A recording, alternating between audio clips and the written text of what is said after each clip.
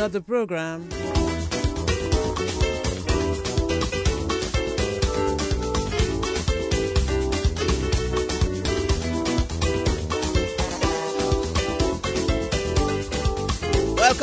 Welcome. Today is the 4th day in the month of September.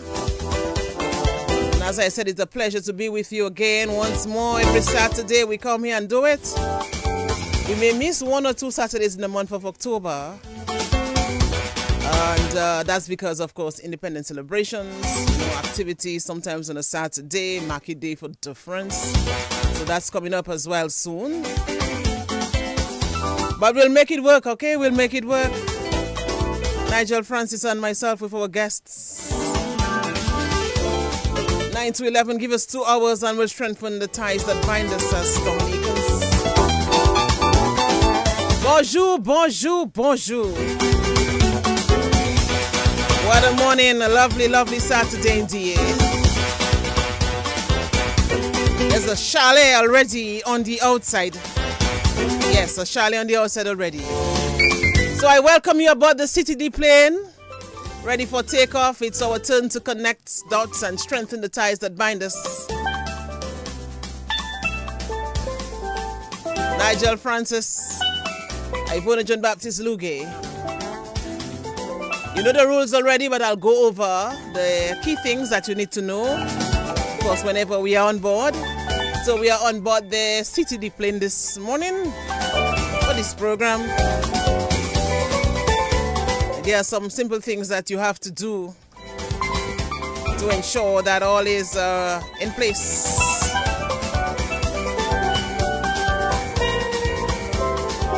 All right, so let's go. Number 1, we welcome the Most High in our midst. Then we always smile and get ready for a good time, a bon temps. I hope Nigel is around. I'm not seeing him as yet, but I hope all is well with Nigel. So what we ask of you is that you fasten your seatbelts at this time. Secure all your baggage underneath your seats in the overhead compartments. We also ask that your seats and table trays are in the upright position for takeoff. Turn off all your personal devices, no cell phones on, your laptops and all of that, turn that off. Thank you for choosing CTD Airlines. The duration of the flight is 2 hours. Enjoy your flight.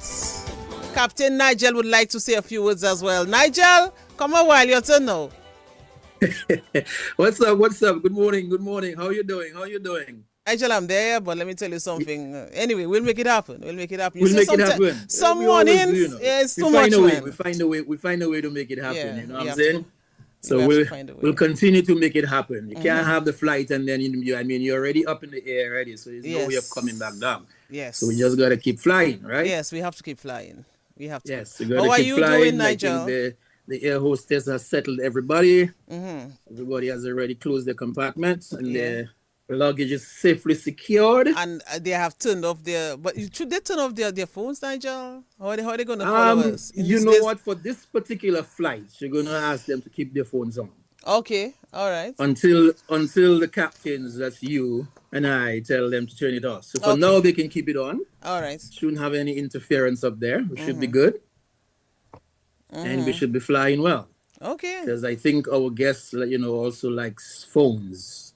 So she probably want them to have their phone on. I don't think she want them to turn off the phone yet. Okay, so we need to meet in chambers to discuss our rules and to adjust accordingly. Because whilst we have that rule which says to turn off your devices, your cell phones, your laptops and all of that, we'll have to adjust that. To fit, yes. We've been given clearance to allow to have the cell phone on for now. Yeah, nice. We've been given clearance. So thanks to the those in the control tower for allowing that. Are we on the Nigel? We cannot even checking. We I did. Let me. You know what? I haven't even logged to make sure that we're on live. Let's see. Yes, I think we are. I'm hearing somebody talking at the back door. Let's see if we are. Yes, we are live. Yes, and we have a few people, of course, who are very early. Okay. All right. Yes. Well, that's good. It's good to be early. Yes. So we say good morning to them, our early folks. Yes. People like Nigel. Miguel Murphy, Grand Rising, good morning to you, and Winnie Green, and all the earlier folks. Of course, Norrin Joseph as well. Yeah. She's saying, but where are your faces? Oh, okay. So they're not seeing us, they're seeing the flyer. What? I joked that. All right. So they're seeing the flyer. Bonjour. Where are your faces? Okay. All right. So they're just seeing the flyer. That's all they're saying. All right. We'll get that sorted out. Yeah, we're getting this sorted out. But Nigel, just quickly, let us extend deepest condolences to Ophelia Daly and the son of Ted Daly and the rest of the family on Ted's passing. Yes. Oh yes. We had Ted on Connecting the Dots just 2 Saturdays ago, and then that following weekend, he passed suddenly. Yeah. I'm all gonna say, divine intervention. A lot of times, divine intervention. There was no planned activity to have Ted on. Yeah. You just decided right bring on Ted on that. Yeah, on that. Let me just call Ted and put him on, and that would have been the last, not necessarily interview, last conversation. Live conversation that is on radio, that Ted Daly had. Of course, on DBS, being where his home was for so many years. So.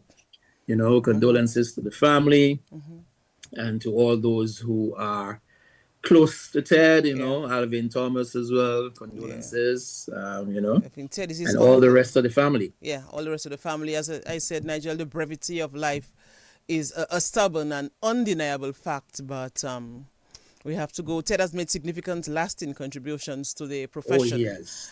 Over a very long period. When you look at 40 years in any profession, that's a long time. And, that is decades. That's people who've come and gone, who he has mentored and who he has shaped and who he has passed on, all sorts of knowledge and experience too. So definitely Ted's contribution will be felt now. Will continue to be felt. So I remember we were lucky to have them in the studio after him before all that happened, right? So that it cannot be said it was done after he passed. Yeah. So that I'm happy DBS was able to do that. Yeah. So I remember when I entered radio, I was like, I would not stay there 5 years, not even and look at where I am now, Nigel. Wow, too long. And I'm even going to tell you how many years. That's too many years. You're nearing the third decade as well. So that's. But I have passed the third decade. That's what I have passed. Anyway, let's go on to another. Yes. Nigel, let us change the topic, then. Yeah. You're a pillar. Well, I don't know about pillar, but. Anyway, anyone on the book, Nigel? Quickly, let's so we can bring on our guests. Yes, the book is yes. I haven't gone to the YouTube yet, but of course, good morning to David Hector. Says good morning to all my people from Dominica, especially my people from Soufriere, Saturday Blessings and all. Norrin Joseph, you can see the faces now, Norrin. Let's see. Mr. Rennick Thomas, good morning to you as well. He tells you from the way he hears your voice, the energy that's coming through, he can tell all is well with you. Well, all is well, but that morning there's a hustle. Program. What is that now? Oh, would you be accepting calls so that we can call and give our condolences to Ted Daly? Well, we'll see what happens. We'll see how it goes. Yes, we'll see how it goes. We'll see how it goes. Norrin Joseph, of course, says condolences to the family, remembering that Ted is the uncle to Alvin. Yes, Alvin Thomas. So no punishment for Alvin today. I think he's either traveling today or he's already in Dominica, one or the other. All right. Don't tell me why he's coming to Dominica. Yes, he's on his way. Miguel Murphy, good morning to you. And all the others, Winnie Green, good morning to you. And of course, I will go onto the YouTube in a little bit to say good morning to everybody on the YouTube one as well, because they keep saying forgetting them on the YouTube, Yeah. But good morning. It's going to be great, man. It's going to be great. Well, it should be. So next week, quickly, Nigel, next week is History Week with the theme, I think, something to do with traditions, traditional community livelihoods. So that's the theme for History Week next week in Dominica. You would know that the traditional livelihood practices of the indigenous people in particular, Nigel, is something that we must speak about, and it continues. And, so let's big them up, the other communities as well, because obviously it's a Dominica thing. So all the communities, obviously, will be celebrating this rich cultural heritage and this under this theme that, has been set aside for this week. So happy Traditional Community Livelihoods Week when it comes next week. Imagine that. and we should be celebrating all those traditions that we have, which makes us uniquely Dominican, you know, and reminds us of where we are and who we are as a people, and, you know, making sure we can keep those alive. Yeah, definitely. So, you know, definitely looking forward to that week. Yeah. Next Saturday, I'll be in Juve, and hopefully we'll connect through connecting the dots on Juve and other things. You never know if that happens. Miami Carnival. So, good morning to you, Julie London, as well. Good morning to you. She wants to say good morning to you too, Ivona. Okay. That's on our YouTube people. Yeah, good morning, Liz, my dear sister. Yes. So Nigel, we're looking forward to History Week, though, definitely. History Week, and you know, the National Emblems Week will be the week after. After that. Yeah. Okay. But so every week we have a particular theme or particular thing that we're celebrating. So that's wonderful. And you know that, as I was saying, the traditional livelihood practices of our people continue to define our culture and our identity, our well-being, you know, in addition to providing us with food security. So there's a lot that will be happening next week. But Nigel, let's go to the Dominica Corner and bring on the guests. Okay? Yes. My turn, man. Yeah. Your turn this week. Your turn. Now listen carefully and answer, and you know, answer well. When she starts like that, you're in trouble. And position yourself, you know, and enunciate whilst you're giving me the answer. So listen carefully. Name the secondary but you're not listening to me, man. Name the secondary school that one of our guests, Glen Bannis, attended. And just say it, you know, just say it out loud. Glen Bannis attended the Casabros Primary School. Nigel, name the secondary, high school. Secondary school he attended. Yes. And I guess I have no choice. Glen Bannis attended the Dominica Grammar School. Okay, you said that well. That's very good. 100% on that. Tiffani Gay, that's the next question. Tiffani Gay's mom is from what community in Dominica? It's from the community that has, I was going to say, beautiful people, like all other communities. So she is from the lovely village of Saint-Sauveur. Okay. Now this question, has an addition, Nigel? Yes. So in what parish can you find the community of Saint-Sauveur? Papa Borgie. Parish. According to that, she catch me there. Saint-Sauveur is in the parish. Someone may be helping you on the live if you want to check. Hold on, because Saint-Sauveur is in the eastern part, yeah. So, you help me now. Somebody help me out there. Somebody on the live can answer if you know. But Saint-Sauveur is in what parish for Chuchuna? They celebrated a feast, you know, one of them days there. Whoa. Can somebody please help me on the book? Which parish is Saint-Sauveur in? Will come, Miss, can I come back to that one? Hey, yes, when you're in school and you could answer the question, what normally would happen? You'd ask somebody next to you, right? Yeah. To help you ask somebody to help you. You could ask Glen. You could ask somebody to help you. You may want to ask. Next thing you ask Glen, and Glen say I don't know what Glen what to say. I don't put in Glen under no pressure. Saint-Sauveur is in what parish? Saint-Sauveur is in the parish. No, man. Hold on. I'm gonna get it because who we had last week? No, Grand Four. We had Grand Four last week. Remember? And we had Grand Four is in St. David, so it cannot be the same thing. Or is it same? Is it no, man? No, I need all your help. None of if it does something else, all you'd help me, and no one is helping you in the book. Please, all you Saint-Sauveur is in what parish? Oh, come on, man.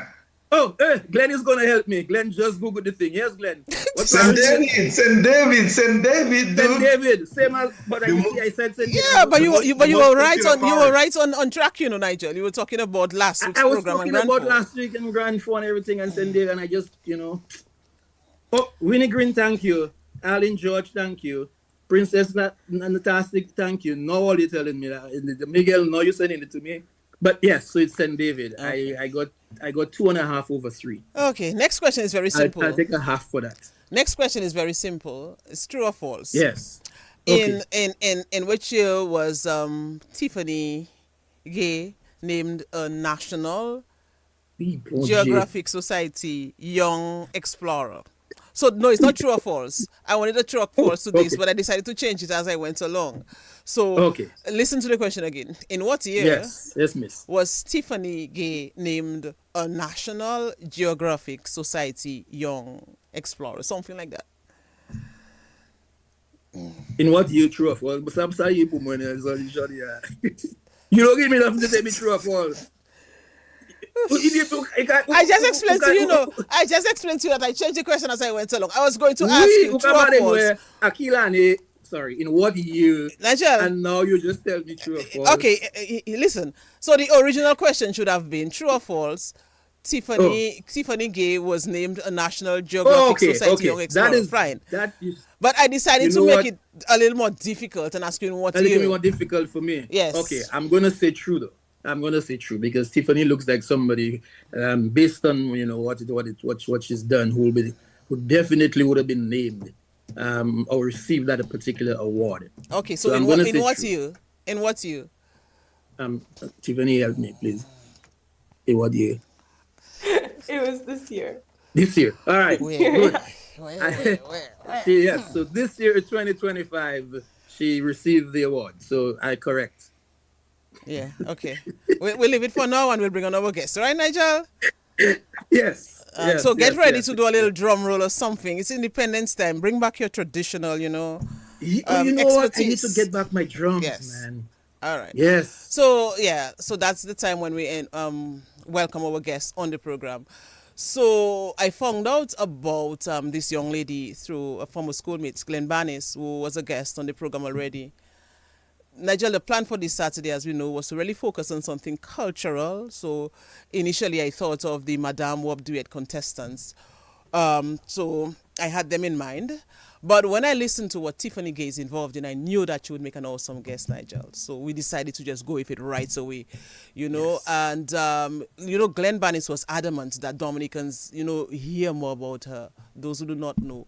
Many people are aware of who she is, but the very fact, Nigel, that a teenager can achieve so much at a very tender age speaks volumes about their desire to succeed. It speaks volumes about who she is.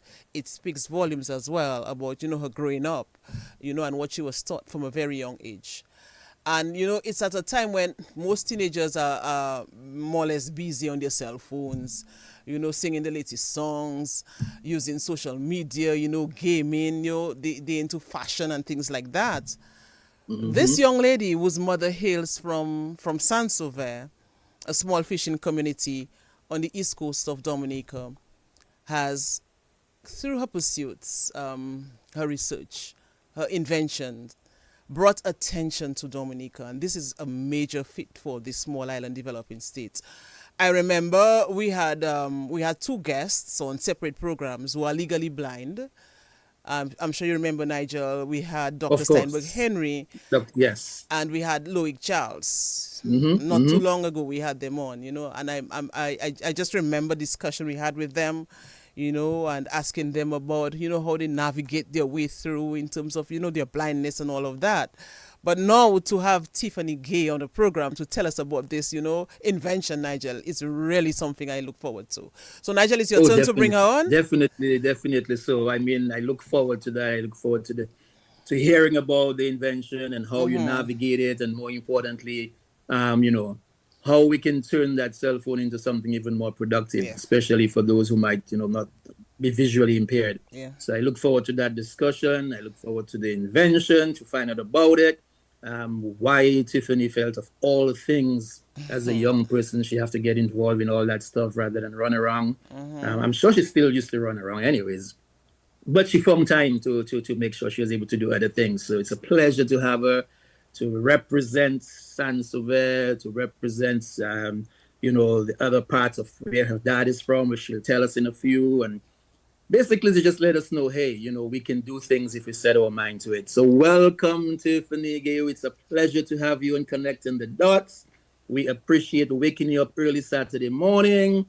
You might have been your normal Saturday morning, you might have been in bed, which I don't think, but good morning. Welcome to Connecting the Dots. Good morning. Thank you for the incredible introduction.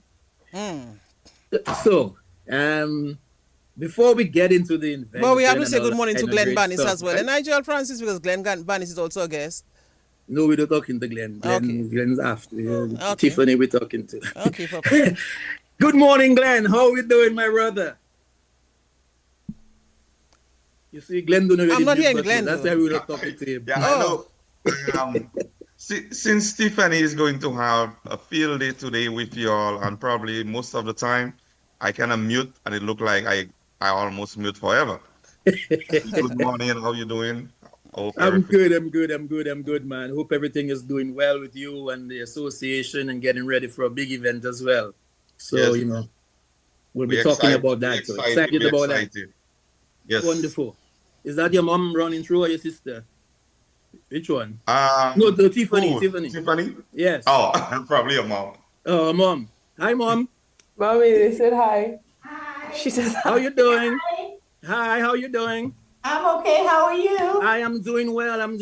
It's good to see you and good to hear you. I know you're just getting ready to go out probably or something, but it's nice to have you. We're going to be talking to Tiffani. Congratulations on everything she's been doing. Thank you for having her. Yes. Usabale Creole? Well, of course, Musabale Creole. So very we salty. Oh, hey. You could hear, you feel a different energy when you talk a Creole. Yeah. Man, I'm telling you, that Creole language is beautiful. So everything is good, right? Everything is good. You're going to have fun with Tiffani. Beautiful. We're going to have some fun with them. We're going to find out why you didn't allow her to play with dolls, but she's playing with gadgets instead. Oh, my God. Yeah, she will tell you why. She will tell us why. I believe we just have the mom right away on the But program. Nigel, I have to commend you for that initiative. No. My papa will put that. Nigel, I have to commend you for this because I was trying to get her on the program when I spoke to her, and she wasn't too sure about coming on, but she would, really add something to the program, especially in reference to that connection, Saint-Sauveur, and all of that. So I'm happy that you brought her on. So if you want to have her on, of course, go ahead and talk. Mom is going to tell me no. I was actually listening outside, and I came in here to grab something, and then Tiffani says, "Mommy, you're in the background." Yes. You see how we do it. So, Mommy, what's your name, by the way? Anaclet Gist. Anaclet Gist. Father from La Plaine. Oh, beautiful. So, what was it like growing up in Saint-Sauveur? Beautiful. Loved it. You loved it. We had a beautiful childhood. The things that we got to experience in Saint-Sauveur, we sure as hell don't have it here. I know, for sure. Have you passed on some of those things to Tiffani? Like, what some of the things you used to do running around in Saint-Sauveur? Of course, she knows all about it. The things we did, the trees, the getting water from the river, everything. She knows about it. And I visited back. And she actually visited in 2017. Oh, beautiful.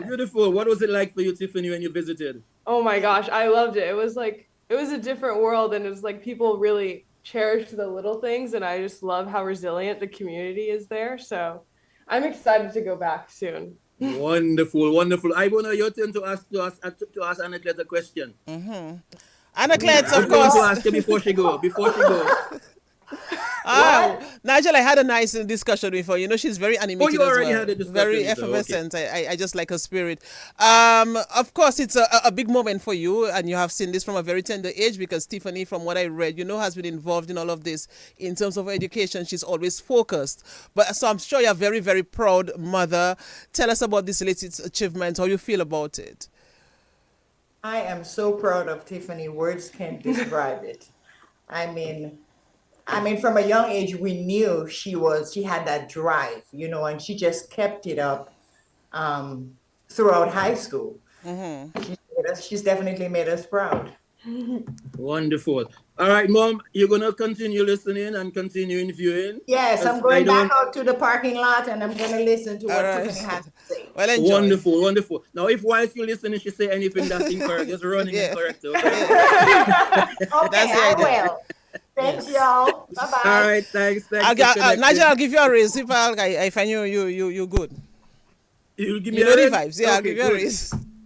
All right. Bonus coming for Glen, you. But let's get Glen, down to the a raise. program. Glen is in the financial industry, so Glen, I'm getting a raise. What would you recommend? What percentage? How do I do that? What?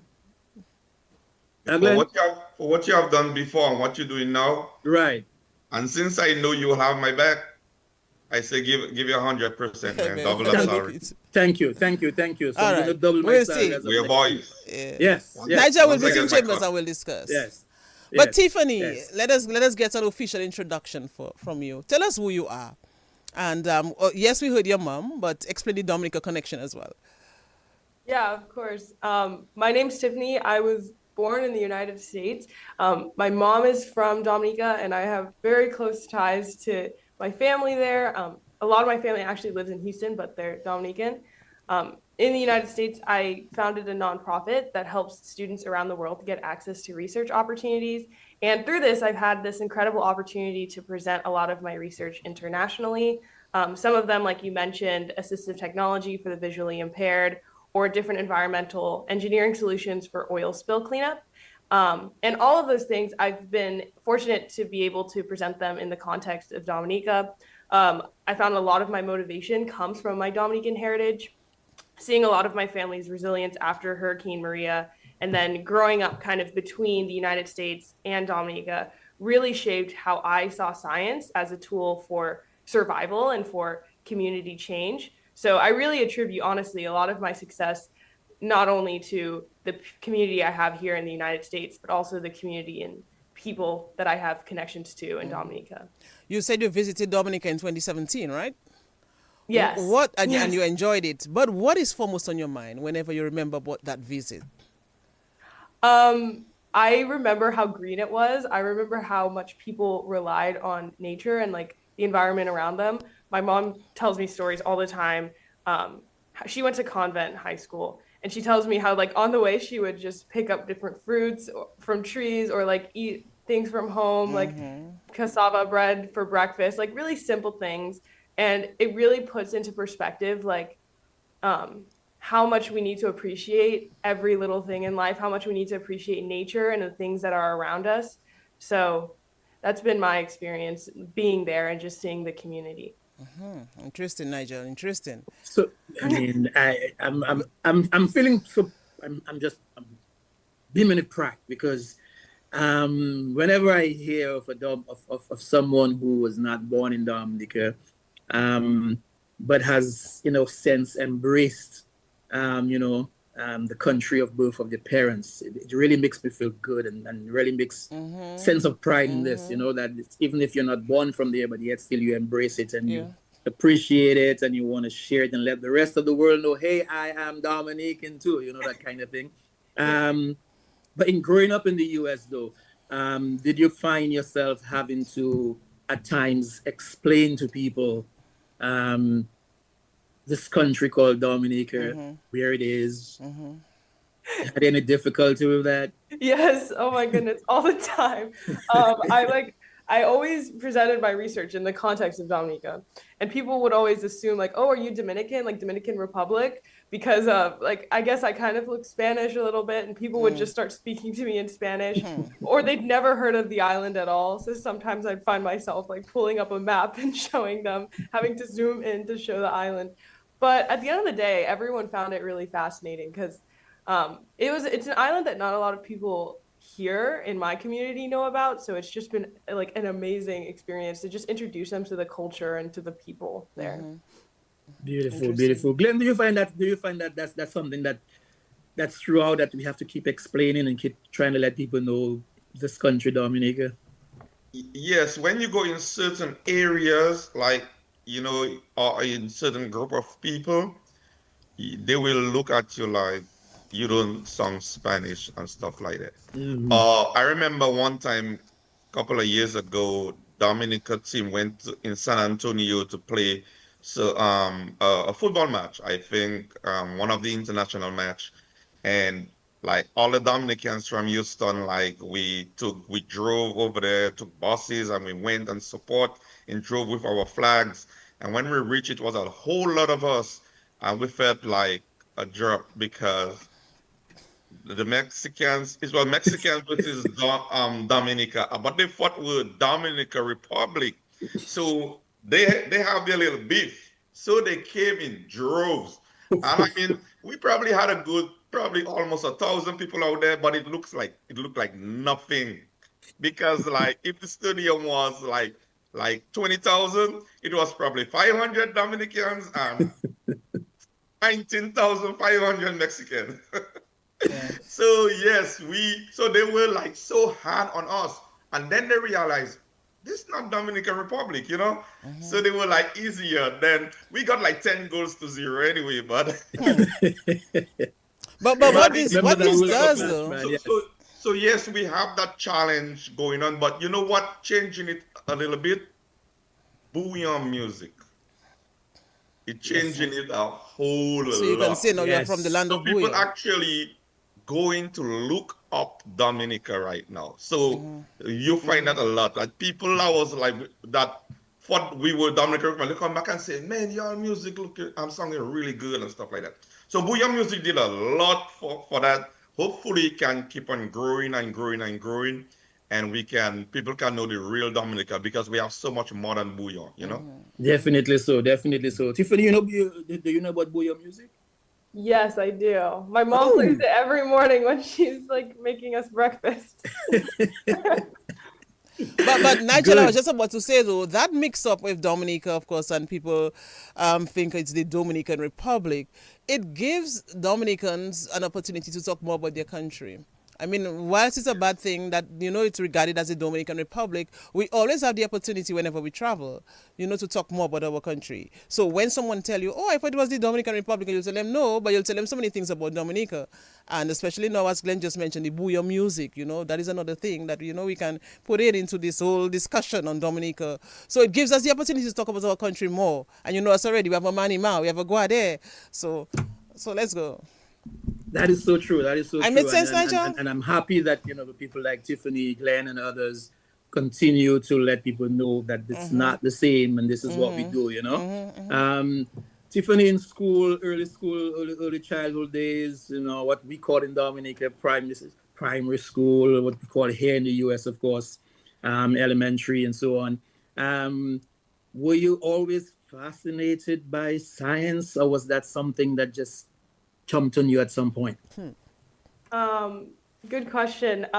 My dad is actually an engineer, so his whole life was like science and stuff like that. I remember spending hours with him just like doing math problems in parking lots or learning about different things that he was doing at work. And I was like 11 years old. So I was introduced to science. I was really fortunate and blessed to be introduced to science at a really young age. And my mom actually pushed that introduction because from that age, once I was introduced, I kind of developed a passion for it, and my mom encouraged me to push that passion even further. She encouraged me to join different clubs at my school or try and create my own projects.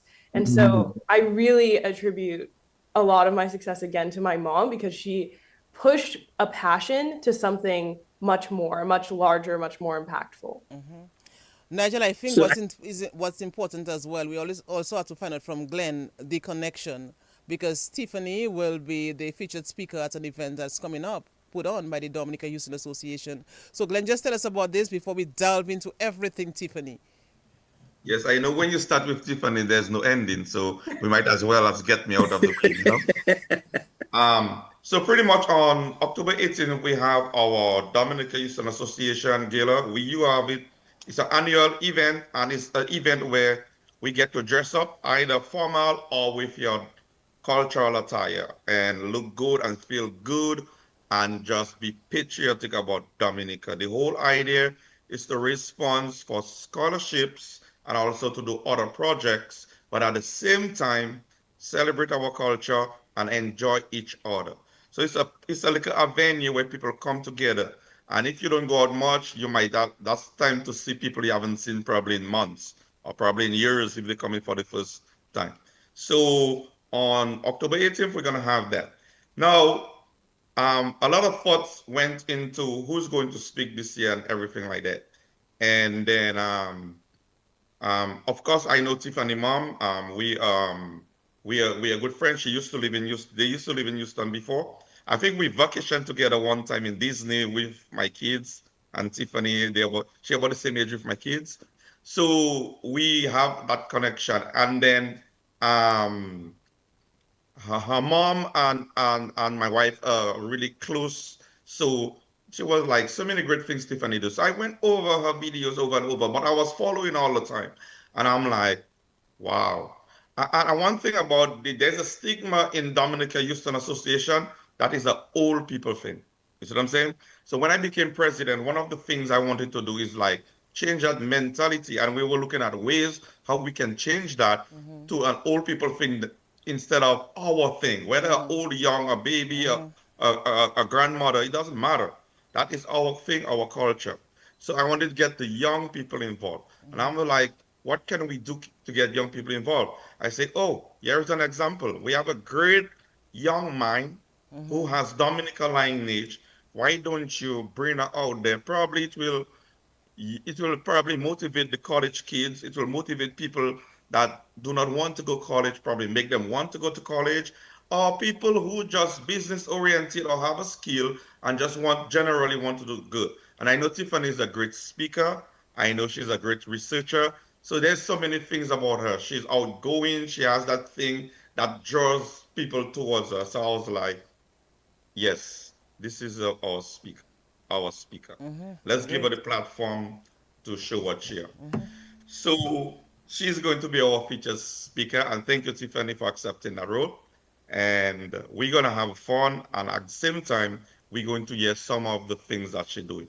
Though she did have some amazing invention, but there's a secret I want to know a little more about her because she's National Geographic Explorer. She worked with them. I heard that she has a project that will impact Dominica. So another thing we did too, we wanted leaders around the community to listen to this young lady. So we invited the mayor, and we do not have a definite answer if the mayor will be there. But most times, what they do, if the mayor cannot make it, they'll send a representative. And some of our political leaders in the Houston community, hopefully they can come to hear that powerful speaker. We also invited the Prime Minister there. Because the Prime Minister cannot make it, he will be sending a representative, which is Dr. I hope I get it right, Cassandra Williams. Okay, great. So she will be representing the Prime Minister along with Senator Ostel Lockup. They will represent the Prime Minister. And the reason for doing that is not political. The reason for doing that, I want our leaders to hear this young lady. I want them to exchange numbers, to talk, because she has so much for the community, so much for Dominica, so much for our young people. We also understand that Thompson Fountain is going to be in the area. We extend our arms to him and say, come on, Thompson, friends of Dominica, friends of Dominica Houston Association, come on. Let's listen to this young lady. Yes. And not just that, but let's mix and mingle with the people. Independence time is time to show love and unity and fun. It has to be fun. One thing I think growing up about our culture, when we did not like it, the fun part was not there. But when I see today now, all the kids and them are enjoying it. What happened? It becomes a fun thing also. So I want that to be part of Houston so we could remember when we come, it's about fun also. It's not just about standing up stiff and see what people are doing. So I invited all these leaders in the community to come and celebrate with us. So there's no guaranteed who's gonna be there, but at least I extend my my reach. So we're also going to have Joy, our Calypso queen, or the monarch, the reigning monarch, I should say. Now, Joy is not a Calypso show. She's, of course, going to give us our big numbers, but we're going to use Joy with a live band to give us some of that Dominica cadence, because Joy is a singer. She's not just a Calypso, she's an entertainer. So we're going to have a wild dinner is going on with a live band to give us that folklore songs, that old-time little cadence. Which village is Joy from, Glen? Sanso. Which village is Joy from? Okay, Joy from Soufrière or Saint-Sauveur. Don't get me Yeah, I wrong. she's think it's from San Sauvé Saint-Sauveur. too, so wonderful. Oh, Is it so Soufrière? it's Yeah, a Saint-Sauveur Saint-Sauveur. day, you Yeah, know? San Sauvé Day. Okay, St. David, the whole of St. David time. So Joy will be with us and she will entertain us and stuff like that. And we also have Dominica Houston Association dancers. These guys are very good. They're led by Nickel Leblanc. He's from Pendle side over there. He's great with the culture. And the greatest part of everything we're talking about is the kids are going to have their own section to dance from 5 years old to 12 years old. This is something spectacular. It happened probably good 12 or 14 years ago. I remember when my sons they were 5 and 6, now they're 18 and 19. So if you can do the maths and come back how far it went. This was the last time the kids actually danced on their own with their heel and toe and stuff like that. So this year we are bringing them back. Thanks to Nickel and his team.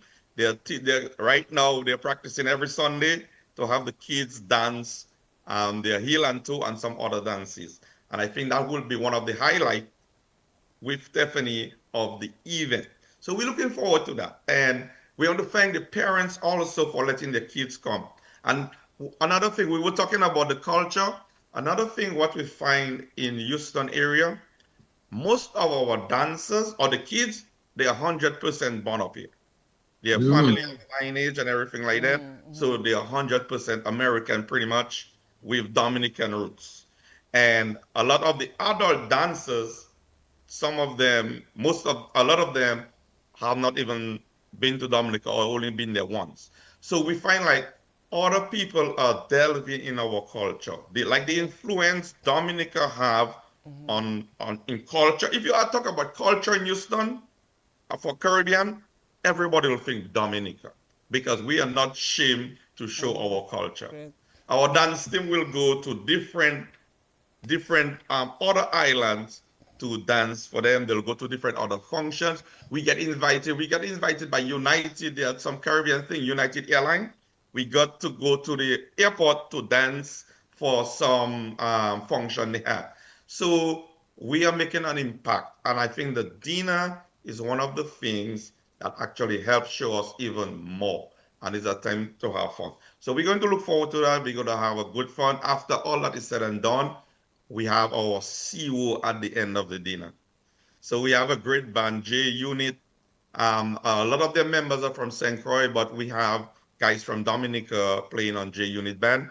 And also one of our favorite DJ Noro, Dominican, will be hitting us with the real booming the vibes. So we're going to have old school booyah, new school booyah, zouk, kadas, you know, we do it. One pot in a hole. We're going to have a great time over there. And the food is going to be, That's good. What Good, date again is the Nigel. event, Glenn? October 18th. That's Okay. 2 Saturdays from today. From today, okay, that's good because Nigel, you know well that the sustenance of our culture, our cultural heritage is vital, you know, to our development. And as Glen is saying all of this, I was also thinking as well because my research also taught me that Tiffani is inspired by her Dominican heritage, you know, where nature is sacred, you know, and by communities who remain underrepresented in global science conversations. So when we get to that point, I want you to tie this in, but you may just want to do it right now. Tell us about this, you know, this philosophy that you hold so there. Tiffani, yeah. I missed the question there. Okay, I'm so I was sorry. saying, so as Glen was telling me about what the DHA is doing, so I was trying to tie it in with something I researched when I was doing my research on you, because it told me that you are inspired by your Dominican heritage, right? You are inspired by your Dominican heritage. You may not have won a Wop Duet or put on a tête cassée, but you love the Dominican heritage. What do you feel about the Dominica Houston Association upholding that part of our culture? I think it's absolutely honorable. I think it's really exciting as well. I agree with Glen that in Houston, I think there's a very tight-knit and very strong Dominican community. Almost all of my family lives there. All of my mom's friends live there. And I think he's just doing an incredible job of upholding the culture and helping to maintain it, and even though it's like very far away physically from the island. And I hope to see something similar happen in Florida, especially because Florida is pretty close. So Nigel, make something happen. Yes, something will happen in Florida. Well, I mean, we've had situations in Florida. We've had, events put on by different people. We have the association here. Glen will tell you, like all of the associations, sometimes, things go up and down. And, in the process of reviving it again and getting everything going. So you definitely will be seeing something happening. What part of Florida are you, though? I'm from Orlando. You're in Orlando. Okay. So I know that there's also there is an association in Orlando as well, which is led by Doreen James, former Minister of Health. And of course, there's one in Port St. Lucie as well. And they have different events going on. And here in South Florida, where I am, of course, we also have things going on. So we will connect and let you know what's taking place. And, we might just follow the lead of Glen and in the Houston Association in terms of having you there, being featured and stuff like that. So, that's what connecting the dots does, man. It connects us and allows us to be able to spread. So definitely you'll be hearing of some things, Tiffani, that's going on and how you can be part of it here as well, So that's wonderful. So Glen, everything is in place. Everything is ready to go. October 18th. You didn't invite. You did not invite it. You invited everybody except Ivona and myself. But that's okay. October 18th. It's still on. People, everything is going well, right? Yeah, we're not. Yes, people. Everything is in place, and of course, one of my big thing I wanted to invite you all. But another thing about it again, doing the event on the 18th, like we try to do it a little outside of Dominica Independence because a lot of people travel. So that's one of the things of the 18th. That's why we couldn't get this. Some of the people we couldn't get because it's a little closer this year. Mm-hmm. So we're thinking of one of the timing is should we put it like the weekend after or a little earlier so we can get more people coming in, because our independence is not like before. Since World Music Creole Festival gets so big, our independence celebration is like 1,000 times bigger, So people tend to go down earlier, and we don't have a problem. But I thought of you all. I'm not lying. I'm for real. I thought of you all. I say one day my vision is to have even the news outlet, DBS, can y'all come and cover it and stuff like that. So I want to see grow into something that's phenomenal, like even part of the whole celebration where we start early and it goes down to Dominica. So I always thinking Dominica, when I think in the connection has to stay. Like even with 3,000 miles or whatever away, I still thinking we're just a tick away. We're just right there. So I think we should be one connected thing from celebrating us, go down to the Dominica activities. And I wish the Prime Minister and all of them could have really make it so I could even share my vision further with them, what I want to see Houston link, because Houston is one of the most diverse city, is the most diverse city in America. And we have a lot of Dominicans of Dominica or people with Dominican lineage over here. We want to see the plan for them. How can we use that asset we have and even make Dominica greater? Can Dominica festivals link up with us so we can make Houston a center for the culture of Dominica? We need these things, the Nigel. We really do. I hope somebody listening. Yeah. I tried it many times, but I hope somebody listening. Guadeloupe, our culture right there, our culture is implanting in that. St. Martin, all of the places there. Houston, we are trying hard. We are working with what we have. But I think government involvement, Dominica Festival involvement in Houston will create something greater than we could ever imagine. I'm telling you. Definitely so. Glen, as you talk, one of the, let me share a vision of mine as well with you, which kind of links to what you're saying, right? So I always have this vision that what I see is that we have a diaspora independence celebration. And what it is that we actually have it celebrated in different states every year. So this state might be in Houston, next year in Florida, the following years in New Jersey, the next year is and so on and so on. And that's the vision where we have all Dominicans who are unable to come home for whatever reason, be able to celebrate their independence in the particular states in that particular year. So this year, October 18th is going to be Houston. So we'll have everybody in the diaspora come over to Houston and celebrate. That is great. The following year it's going to be in Florida. So we have everybody come down to Florida, Dominicans to celebrate in Florida. The next year is going to be in New York and so on and so on. So that's the vision. And I'm sure you and I will connect because we seem to have the same vision. You're from the Dominica Grammar School, of course, you know, and that's what happens when you're from the Dominica Grammar School. You have that vision. Nigel, and then you need someone from SMA to kind of bring the vision together. Yes, so, you know. I'll leave that for Ivona to comment on. You have to say SME. Yes, you spoiled it there. By the way, Glenn, do you guys no have a flyer? Do you have a flyer for the events? Yes, that you can probably send over so we can help to circulate. Yes, for sure. Yes. And who knows, there might be some SME students involved so we can connect with them as well so they can be part of the process, you know? Sounds good. Yes. So we'll put up the flyer in a short while, but let's go back to Tiffani now because she has a story to tell that will really inspire not just young people but Dominicans in general. Quite a few people are on the live, Nigel. There's a conversation already going on. But Tiffani, let us come back to you. I mentioned earlier that, you know, at that time, a tender age, teenage years, you know, young people, young girls in particular, will be into other things. But you were not distracted. Tell us how you stuck to that goal that you had set for yourself, even at a very age. Tell us how it started for you. Okay. Good question. Beginning when I was younger, I used to do a lot of different research projects that were just fun. So, for example, during Valentine's Day, I created one of these like light up Valentine's Day boxes that could collect different candies and Valentines that people would give me.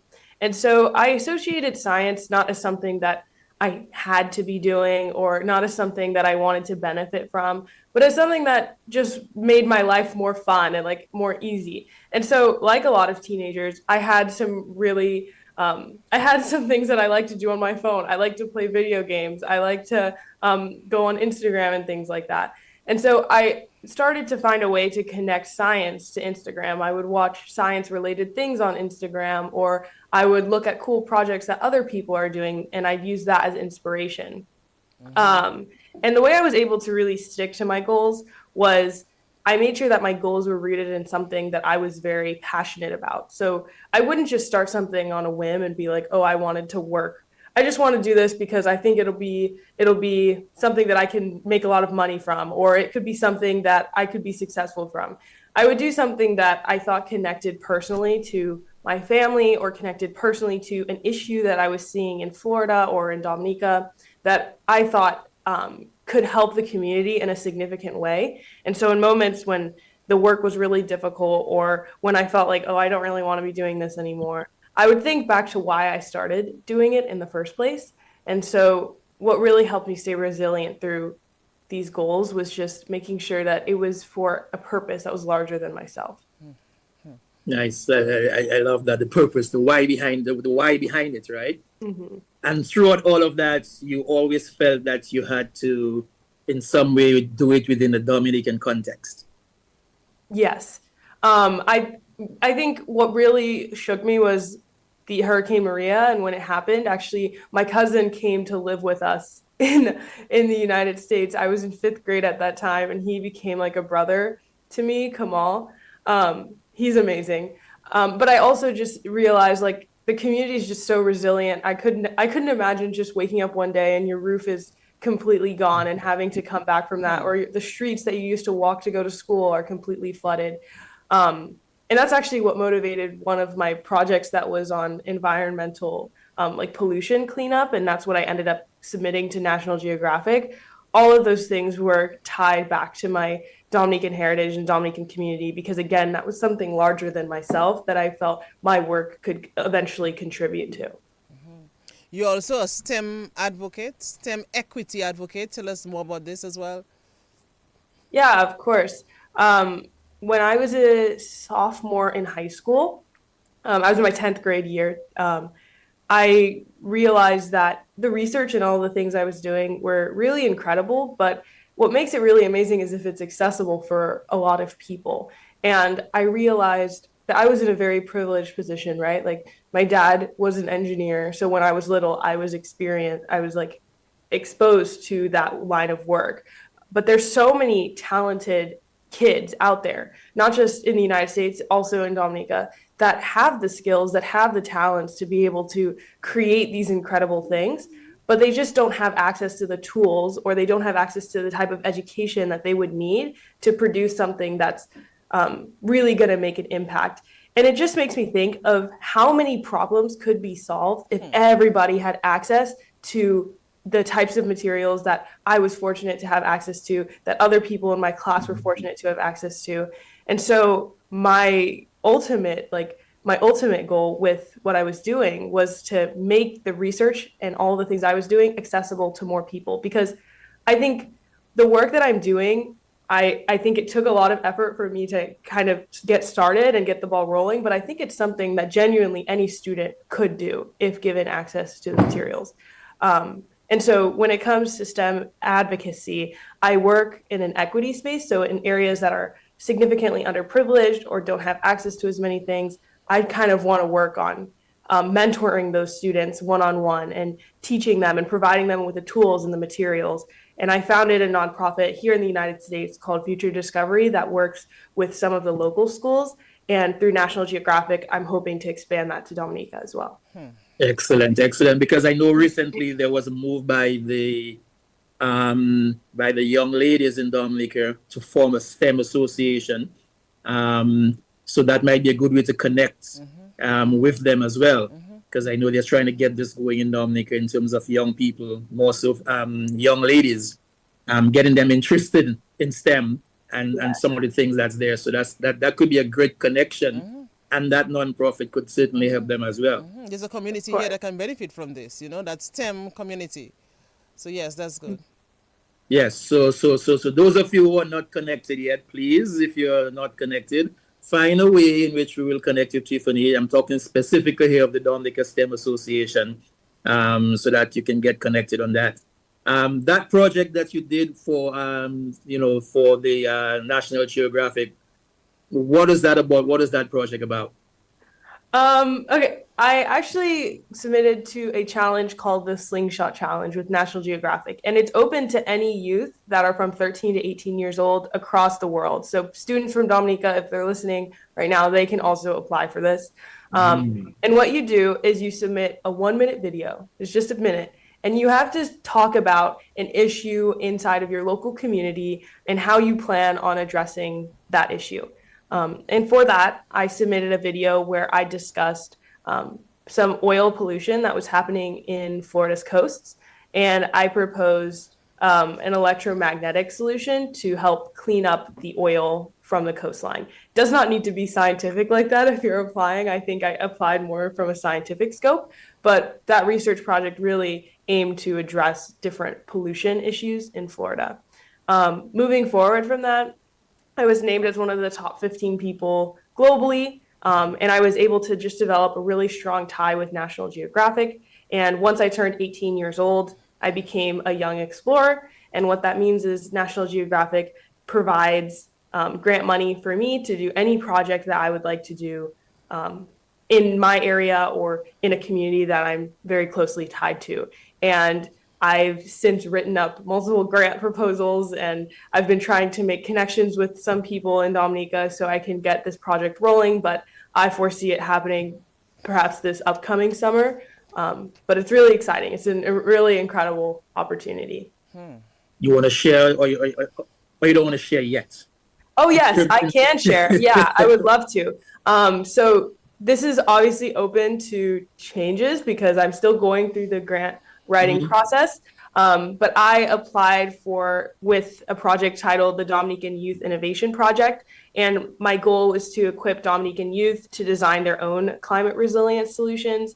So over the course of the year, both in person and also virtually, I was hoping to make some connections with local schools in the area and select around 20 to 30 young secondary school students through different workshops on water testing or biodiversity mapping or building different low-cost technologies, like different flood sensors and things like that, things that can be used in Dominica. And I was really hoping to integrate science and culture so that students not only learn from different modern science technology tools, but also from like local elders that are just going to share like traditional knowledge, and how can traditional knowledge be combined with the modern science that we know today to create projects that really make an impact in local communities. And then it's also a long-term goal. So I'm hoping to connect with some teachers and like train those teachers so that they can then teach those skills again. And I'm also working to provide physical tools like different Arduino kits and different like science tools that students can actually use, computers and things like that, and using that grant money to help different students in different schools. Man, that is excellent, Tiffani. Excellent. I love that. Have you already made the connections that you need to make in Dominica? Is it ongoing? Or? It's honestly ongoing. I just submitted my phase 1 grant application last month. I'm actually going to be going to DC at the end of October, where I will actually be working with communities here to connect with people in Dominica. But I do need some help in that regard when it comes to making connections to some teachers or some organizations that would need support in Dominica. So I could definitely get some help there. Then consider it done. You know, Ivona has lots of connections down there. Consider it done. And the reason I'm saying that is because Ivona can connect with the Dominica Grammar School. Of course, we have the SMA that has just recently named the Science Lab as well. And we have other schools that are very, you know, in terms of science and the STEM projects, and the Dominica Association, STEM Association. So one of the things we will do from connecting the dots, we will connect you with them. When I'm in Dominica later on this month, we will do that connection as well. Miguel Murphy, I know you're listening, so we will have Tiffani connect you with Tiffani as well. Miguel works at Miami-Dade College, but he has quite a bit of, you know, Dominican connection as well. So there's lots of ways we can connect, right? We're going to make that connection happen. happen. That can be done, Nigel. All right, excellent. We have done a lot of. We have made good strides. Don't forget talk about it enough, Nigel. Don't forget Castle Bruce Secondary School too. Well, yes, but how can I forget Castle Bruce Secondary School? I think what would be nice, Tiffani, is if let's supposing it's like, you know, 15, 20 students or something like that, that we have representations from each of the secondary schools. So whether it's 2 from Castle Bruce, 2 from Portsmouth, 2 from SMA, 2 from Graham, you know, that way we can decentralize and have the word and the activity spread throughout Dominica. So that's definitely a project we'd like to jump on board with. You know? And Nigel, the Castle Bruce. One of the reasons I was inviting our leaders up here is for that reason too, to meet with Tiffani so she can give them some of her ideas and they can actually have a link. So the people who are representing, I know people like Senator Ostel, very young men that probably will be aggressive with the youth. Hopefully I can make that connection with them, and also Dr. Cassandra Williams, make that connection with them that they can talk to Tiffani and get that going from that point of view. And we can also do our side with the high schools and your connections also. So the more the merrier, pretty much. Yes, I will talk to the leaders that are attending to her and make the introduction, and they can go from here. Okay. So I think, beautiful. I think we get into something big. It's going to happen. Once we connect the dots here and connecting the dots, it happens. So, you know, right away on the book, we're getting people who are saying, yes, we're on board. Yes, connect, contact us. Hey, Edgar Hunter, good morning to you. Edgar says as well, Dominica State College would be on board. So you can connect with Dominica State College. Alvin Thomas says, consider it done. From the SMA side of things, Miguel Murphy says, yes, certainly we'll have that connection. So it's going to happen, Tiffani, in terms of the connection, you know? So we appreciate that. So exciting. I'm so excited to go back. Yes. I mean, there's also the Girl Guides. There's the Girl Guides movement. You know, we have the Rangers, and they too can benefit from initiatives like this. So there's a lot that we can talk about in terms of, you know, how we push that forward for Dominica.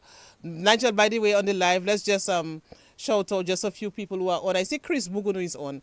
Nigel, when Chris Bugunu and I, we go way back. We were like brothers and sisters back Chris in the day. and I, you know, but Nigel, let me tell you about Chris. He was a troublesome little boy, you know. Nigel, very that's what I was going to say. And you have to put a very in front of that. Very. All right, Very, Chris. very, Glenn, very. hey, Chris. Oi. Glenn is the one. Okay, he always, I mean, of course, very respectful young man. Oh So, yes, oh Chris, yes. Nigel, Chris um, makes some certain claims. He's the mayor of every village and every city in Dominica. Yes. I But don't at know how many school, lives he has, but hey. I'm so remembering Chris, at Glenn school was the as one who well. said very troublesome. I didn't. Wasn't me. Okay. Yeah, but at school, Nigel, at I remember at assembly time, he was a year before after us, I think. But Nigel, when you see it comes to detention Yes. and Mr. Lockhart calling out Mr. Lockhart detentions, would have to call Chris. every time Chris Mugudu is on that list. But anyway, he has made so much I of remember himself when now. we had staff meetings, and then of course you look at some of the students, and Chris Bugun name, and they would say Chris Bug. Before anything came up, everyone would just say Chris. Chris Bug. So Chris Hey, Mugudu Chris, went good to the morning, Dominica man. Grammar Chris, School. Edgar he's Hunter turned as out well to be went a to the great Dominica young man. Grammar School, Nigel. And Edgar is also saying she could connect to the Dominica State College. Yes, definitely so. So all I mean, like I said, I'm Tiffani. Those connections are going to happen, so we appreciate that, and it's exciting that we can make that connection for you, and to make it happen for Dominica and of course for the project itself. Yeah. So once you submit that, and then the grant runs through, is there like a time frame, 2 to 3 years, 1 to 2 years? Well, what? Yeah, so I've already received the first set of grant money. What's happening right now is we have a lot of like budgeting, and we have to like allocate specifically where we want that money going. I've already proposed all of those financial things. Right now, I'm just waiting for some clearance so that they can make sure that it aligns with their society's values and everything. And then they also will probably want like some of their team to be there, or for me to develop a team locally in Dominica as well, so that we can make sure that everything's going to go through as planned. So right now it's just like a planning period, but we do have the funding, and we are really excited. And it's going to be great. Yes. By the way, Glenn, Chris tells you no bra for you today, okay? Because of what you just said about him. Nigel, you mess up my vibes, man. Come on, yes. So sorry about that. No bra for well, you I today. guess it's McDonald's or Kentucky or something. Yes. Unless if you can tell Chris, it's okay, I have some BB around here, so that'll do it. Don't worry about it. Okay, so Chris, you're taking care of now. But Tiffani, tell me in terms of science, what is it about science that, I mean, okay, yes, your dad was, is an engineer and probably that got you influenced and so on. But what has kept you in terms of science? What about science that you just find yourself just, almost just loving this? What I think I really love about science and about research specifically is that there's always an ambiguity in your final answer. So you will have a final answer and you're like, we hypothesize that this is going to be why this happened. But there's still so much work to be done to determine exactly why something happened, or to identify a causation between two different things that are happening. And I really like that sense of like exploration and that sense of the unknown. Like you might discover something, but you don't even fully understand why that thing happens. So then you need to do more work to understand that. And I think that's just so interesting, because it's something where there's never like a 100% correct answer, and there's always room for interpretation. Right now, I just entered my first year at college. And there it's just like, I've been introduced to so many different research, like ongoing research that's happening. And it's been incredible because there's so much that we don't know. And that means that there's so much that we can learn moving forward. That whole idea of always a little more each time. Yeah. Process continues each time. Apart from this particular thing that you're doing with National Geographic, and I mean, just being involved in National Geographic, that alone is a big deal, Apart from that, I found out that you've also been doing something as it relates to the visually impaired, to the blind. You want to tell us a little bit about that particular invention that's going on, that you're working on? Yes, of course. I developed when I was in 10th grade, so I was around 16 years old, I developed an assistive technology for people who were visually impaired. And what that means is, after experiencing like after witnessing kind of how people who have degenerative visual loss, so like over time, their vision is slowly getting worse, they're really forced to adapt to their environment to understand and see things in a way that people who are born blind don't necessarily have to. So there's a lack of technologies out there that really help people adapt to these quick changes and this quick, sudden onset of vision loss. And I moved forward to develop this project when I was 16 years old because number one, I'd done a lot of research on it in school. And number two, we had a relative who kind of, again, had that sudden onset of visual loss. And I wanted to create something that helped to bridge that adaptation. And what the system does is it maps an environment using different sensors and will provide a haptic feedback, like a kind of vibrational feedback similar to what you get on your iPhone, to indicate that there's objects in your space, and not only that they're in your space, but where they are generally, as well as how close you are to them. And I went on to present that project in Tunisia, in Taiwan. It was a project that really got me going with science, and I'm still really involved with here. I currently go to Harvard University, so I'm using like my research from high school here. And so it's just been amazing being able to continue that project. There's so much to build on from it, but hopefully there's a future where there's technology out there that can help people who are visually impaired adapt to their environments. Nigel, and this is coming from a teenager, Wow. Nigel. Wow. This is coming from It's a amazing. teenager. Wow. Amazing. Yeah, I was taken back when I know Tiffani from a little child and a baby, right? And when it happened, I was like, is that our Tiffani?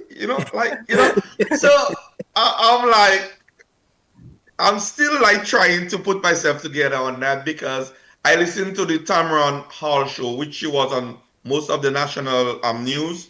Yes. And they were saying that it could help 2.2 billion people in the world. That of science, and I was like, this is somebody I knew. So I feel real proud about it.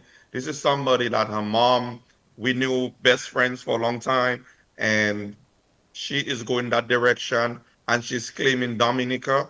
I'm like, I feel so great and blessed about that. You see the reason why she has to be the featured speaker. Yes, I can see why you would have chosen her to be the featured speaker at that particular event on October 18th in Houston. But that invention, man, Tiffani, I mean, coming from that young age at 16 and developing this and trying to assist, those who are visually impaired or, as you mentioned, slowly, gradually losing sight, is amazing, man. That is amazing that you could have done this. Was there a lot of did you spend lots of nights and days and putting this together? Or do those things just come just naturally to you?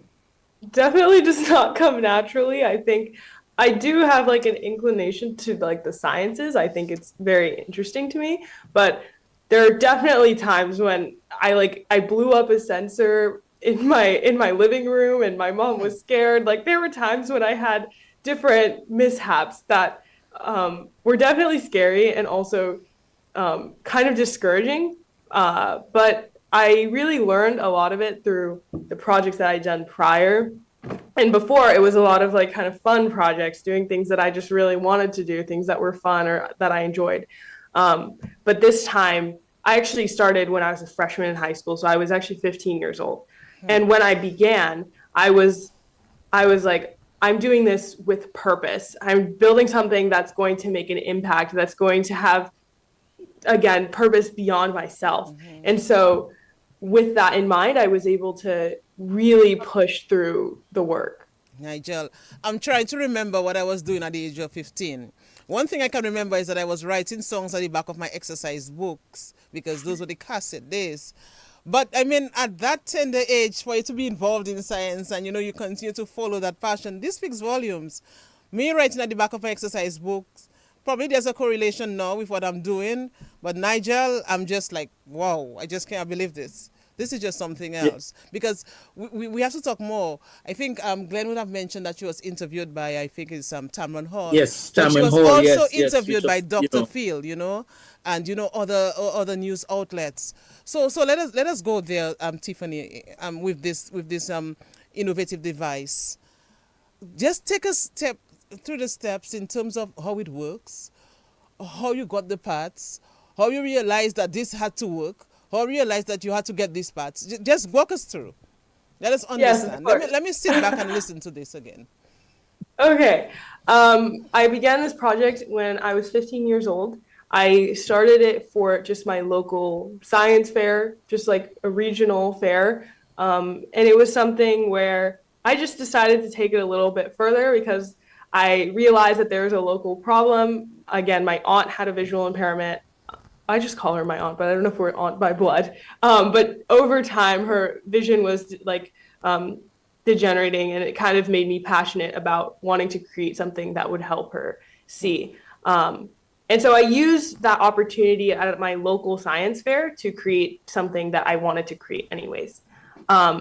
And I was introduced to this idea called LiDAR sensors through actually my iPhone.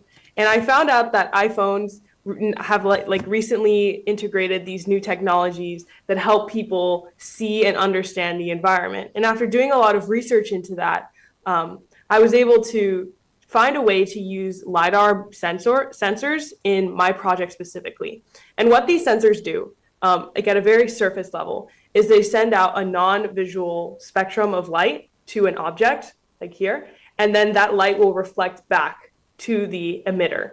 And it will calculate the amount of time. So let's say it takes like 5 seconds to come back. It will say, oh, that was like 10 meters of distance. So using that information, it's able to understand how far different objects are around somebody who's visually impaired. And I wanted to just implement that technology. So when I was around 16 years old, I began learning how to program and code these LiDAR sensors, and I combined a haptic vibrational feedback to my technology. So what it'll do is it'll sense that something's in front of somebody who's visually impaired, and then it will send a light vibration in the region where that object is to help somebody who's visually impaired, again, understand that there's an object there. And in terms of where that project took me, I presented it internationally when I was 15 years old, and that was the most surreal experience of my life. I was so terrified. I was so scared. But my mom and the Dominican community on Facebook was behind me the entire time. I never, ever really felt alone, and I'm like eternally grateful for that. And then when I was 16, I actually got some messages from news anchors who were like, we really want you on our show. We think the work you're doing is really interesting. And I'd gone viral on my local news station. So I think it got close to 1 million views. And a lot of that, again, is from my mom sharing this post all over the Dominican Facebook and the Dominican community. I was just taken aback by the support, honestly. And then from there, I was introduced to national, like ABC's Tamron Hall. And again, it never goes away, that sense of, oh my goodness, I can't believe I'm here. So. Man. Yeah. Tiffani, thank you. Thank you on behalf of the Dominican community. Thank you for representing us, and thank you for doing this. We really do appreciate it. That particular invention, is it patented, or is it? Yeah, so I'm actually in the process of getting a provisional patent for it. It's very expensive here, but I thankfully have some awards and connections to like patent lawyers who are trying to help me patent this technology. Ivona, can you believe this? The 16-year-old creating an invention, developing something to assist those who are visually impaired, and doing it out of love first, because she seems to just love what she's doing. The other parts don't seem to be coming through your mind, like, can I make some big money out of this? It's almost like you're just doing it out of love. And that's what I like even more, the passion and the love for what you're doing, Yeah, I think that's the end goal in my life, is just to do something that I really enjoy doing, wake up every day, and I love it. So this has been part of that journey. Nigel, what what is your journey at Harvard? What are you eventually hoping to do? What course of study are you doing at Harvard? Awesome. I'm currently studying neuroscience. I'm on a pre-medical school track, so I'm hoping to go to medical school. But I'm also just exploring everything. I also wanted to try exploring engineering.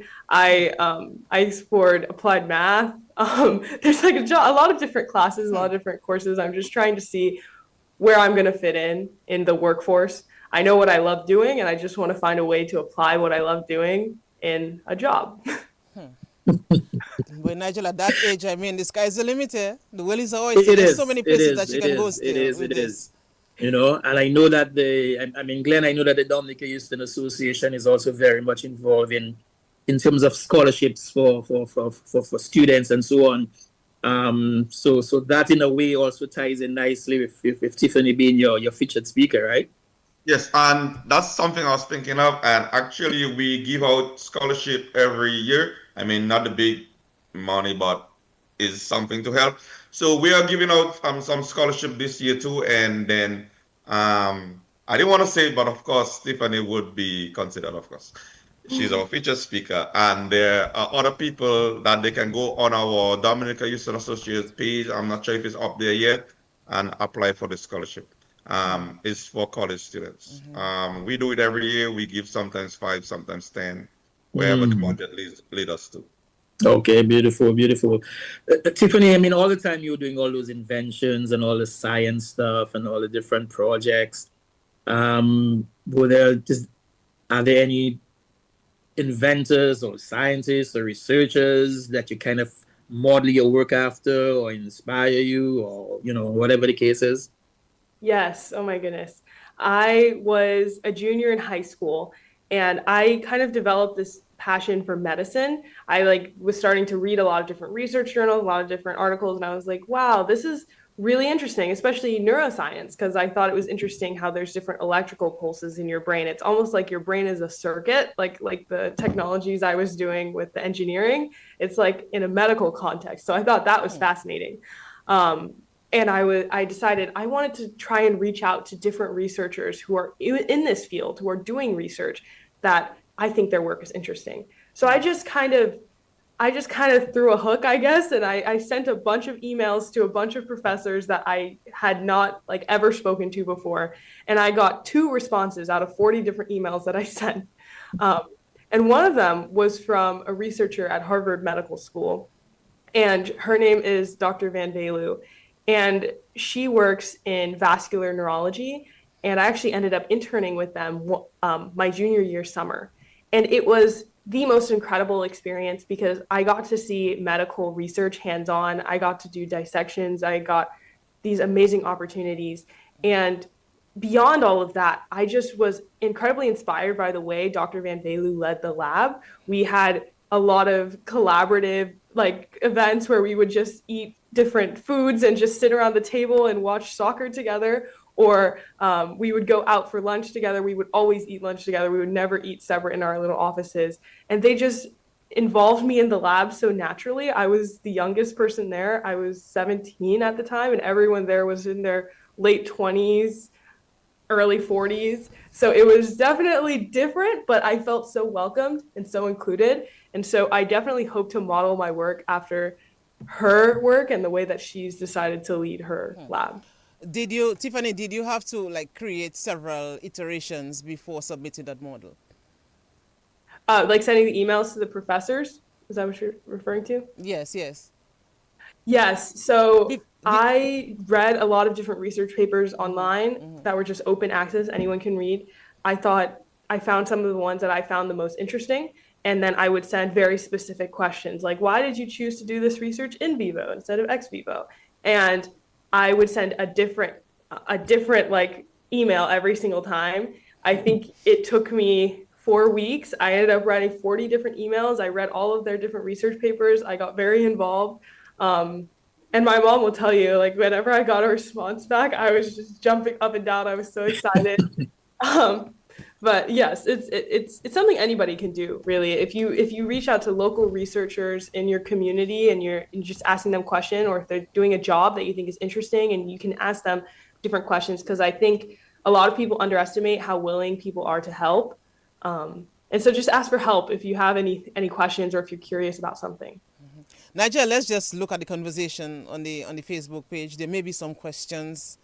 Well, yeah, there may are have to be questions filled. and there are different Yes. things going on. Somebody actually who is in Dallas, Texas, wants to know how they can attend the events. Glen, they're all the way in Dallas, so I don't know. So go ahead with that, and there's some other questions and so going on as well.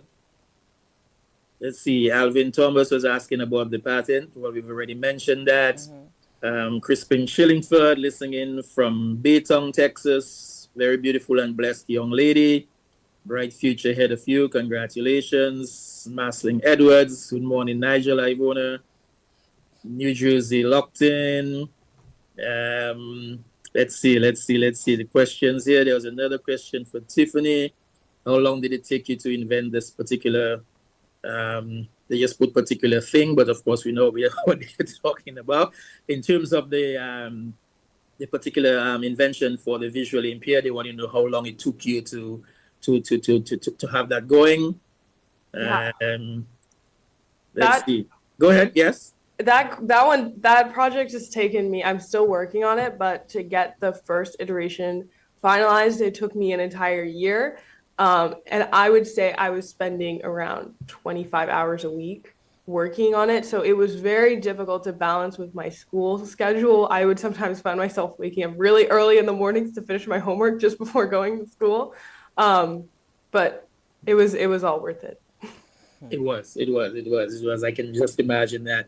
At any point during that time, did you feel like this is too much? Why am I doing this? Absolutely. I think it would be crazy if I didn't. I was up sometimes till like 4 a.m. and I knew I had school the next morning. And my mom would always be telling me, Tiffani, take care of yourself. Tiffani, go to sleep. And she would stay up with me, which was the even crazier part. She'd be like, Tiffani, are you okay? Do you need any food? And so, yeah, there were definitely moments, especially late at night, where I was working on it and I was like, what am I doing? Like, why am I doing this? But I always try to root it back to the overarching purpose of these projects. Let us go back to the gala that you will be presenting at as the featured speaker. What is your main focus? What are you going to focus on mainly when you address the people? I think I hopefully want to discuss.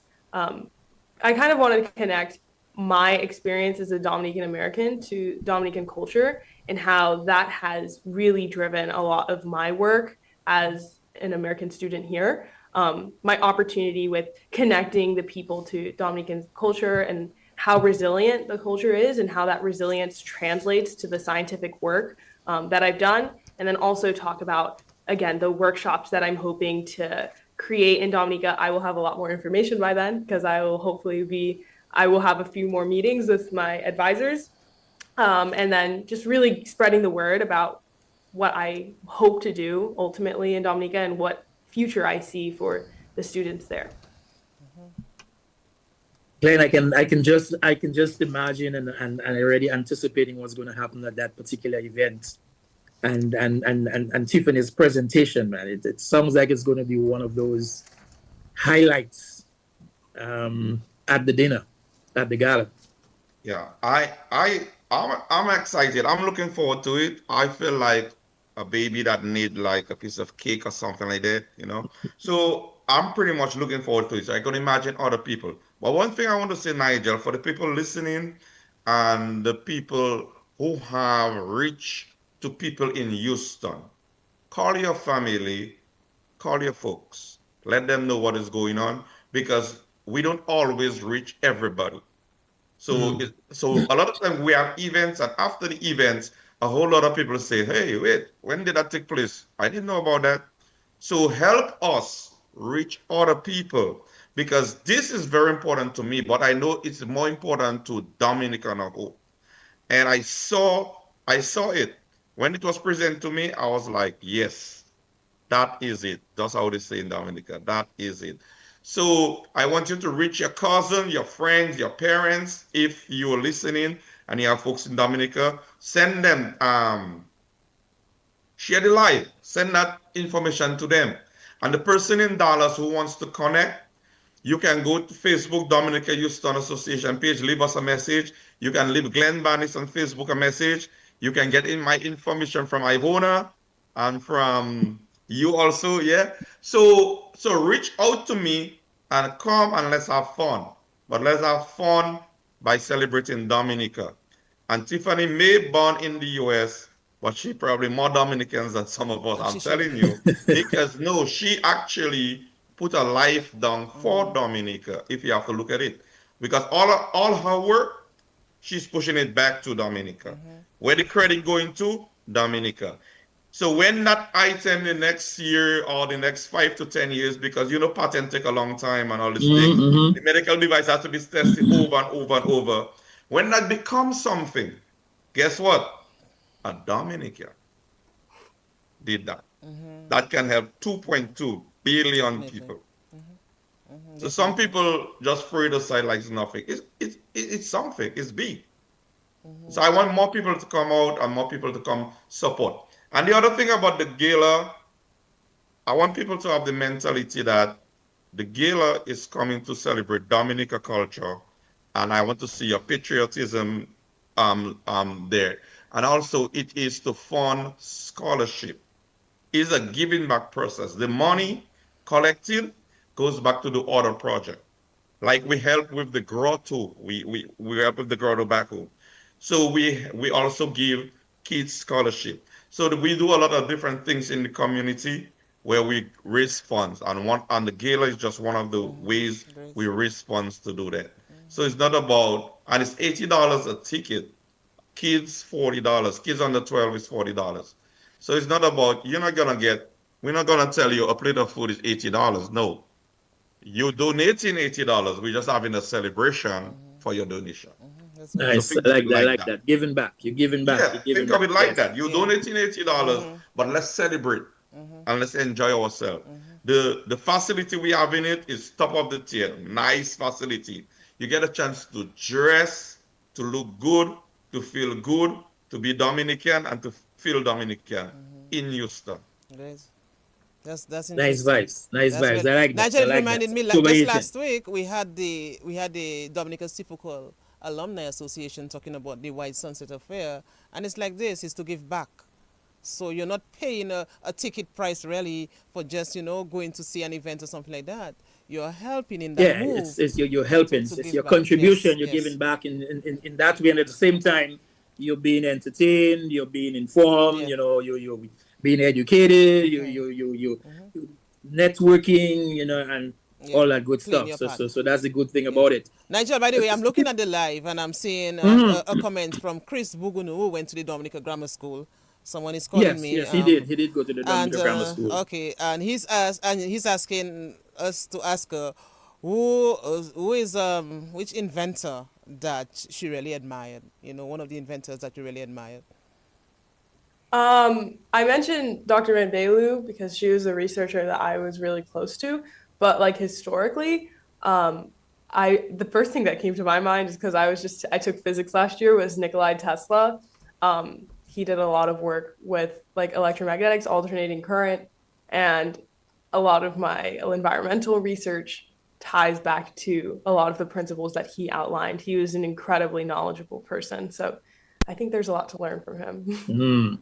Did you find yourself being called like a nerd, or do you find that when you were in high school you did the normal things as high school girls, running around enjoying school? Or it's really funny. I always get told that I have like two personalities, like not in a bad way, but I will be in school and then they will watch videos of me being on the news and they're like, that's not the same Tiffani that I talk to in class every single day, because I don't think I'm that nerdy. I don't think. I played football in high school. I was on our football team. I also was just involved in a lot of different clubs. I was involved in student government.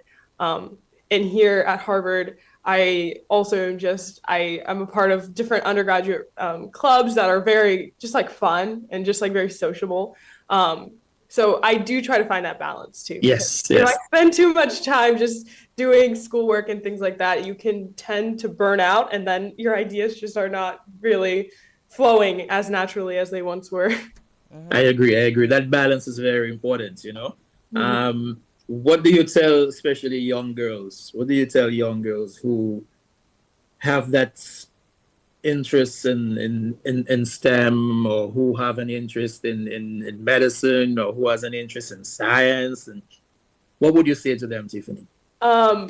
What I really like for women specifically, I actually worked as well on an initiative where we work on getting women involved in computer science and programming. What I really like to think of is historically how women did not have access to these things. Women were not given opportunities to become scientists, to become lawyers, to become engineers. And what I really like to encourage girls to think about is if you're passionate about that, just know that you're going to be making history, because think of all of the people, all of your ancestors, people from your past who had these skills, who really wanted to be an engineer, who really wanted to be a doctor. And now we have this incredible privilege of having access to the internet, having access to technology, having access to education from colleges, from high schools. And I think it's our responsibility to take advantage of these amazing opportunities that we have, and make the most of it. I really think, like, as women, we have so much to contribute to fields that have been particularly dominated by men. I also think about Black women specifically having incredible contributions to different scientific fields. What really comes to mind for me was generative AI and different AI technologies. You can think of some different facial recognition services. When facial recognitions, like how you use your Face ID to open up your phone, when those first came out, a lot of them were not very effective on Black women's faces. They would not identify Black women's faces as like human faces. They would associate them with other things.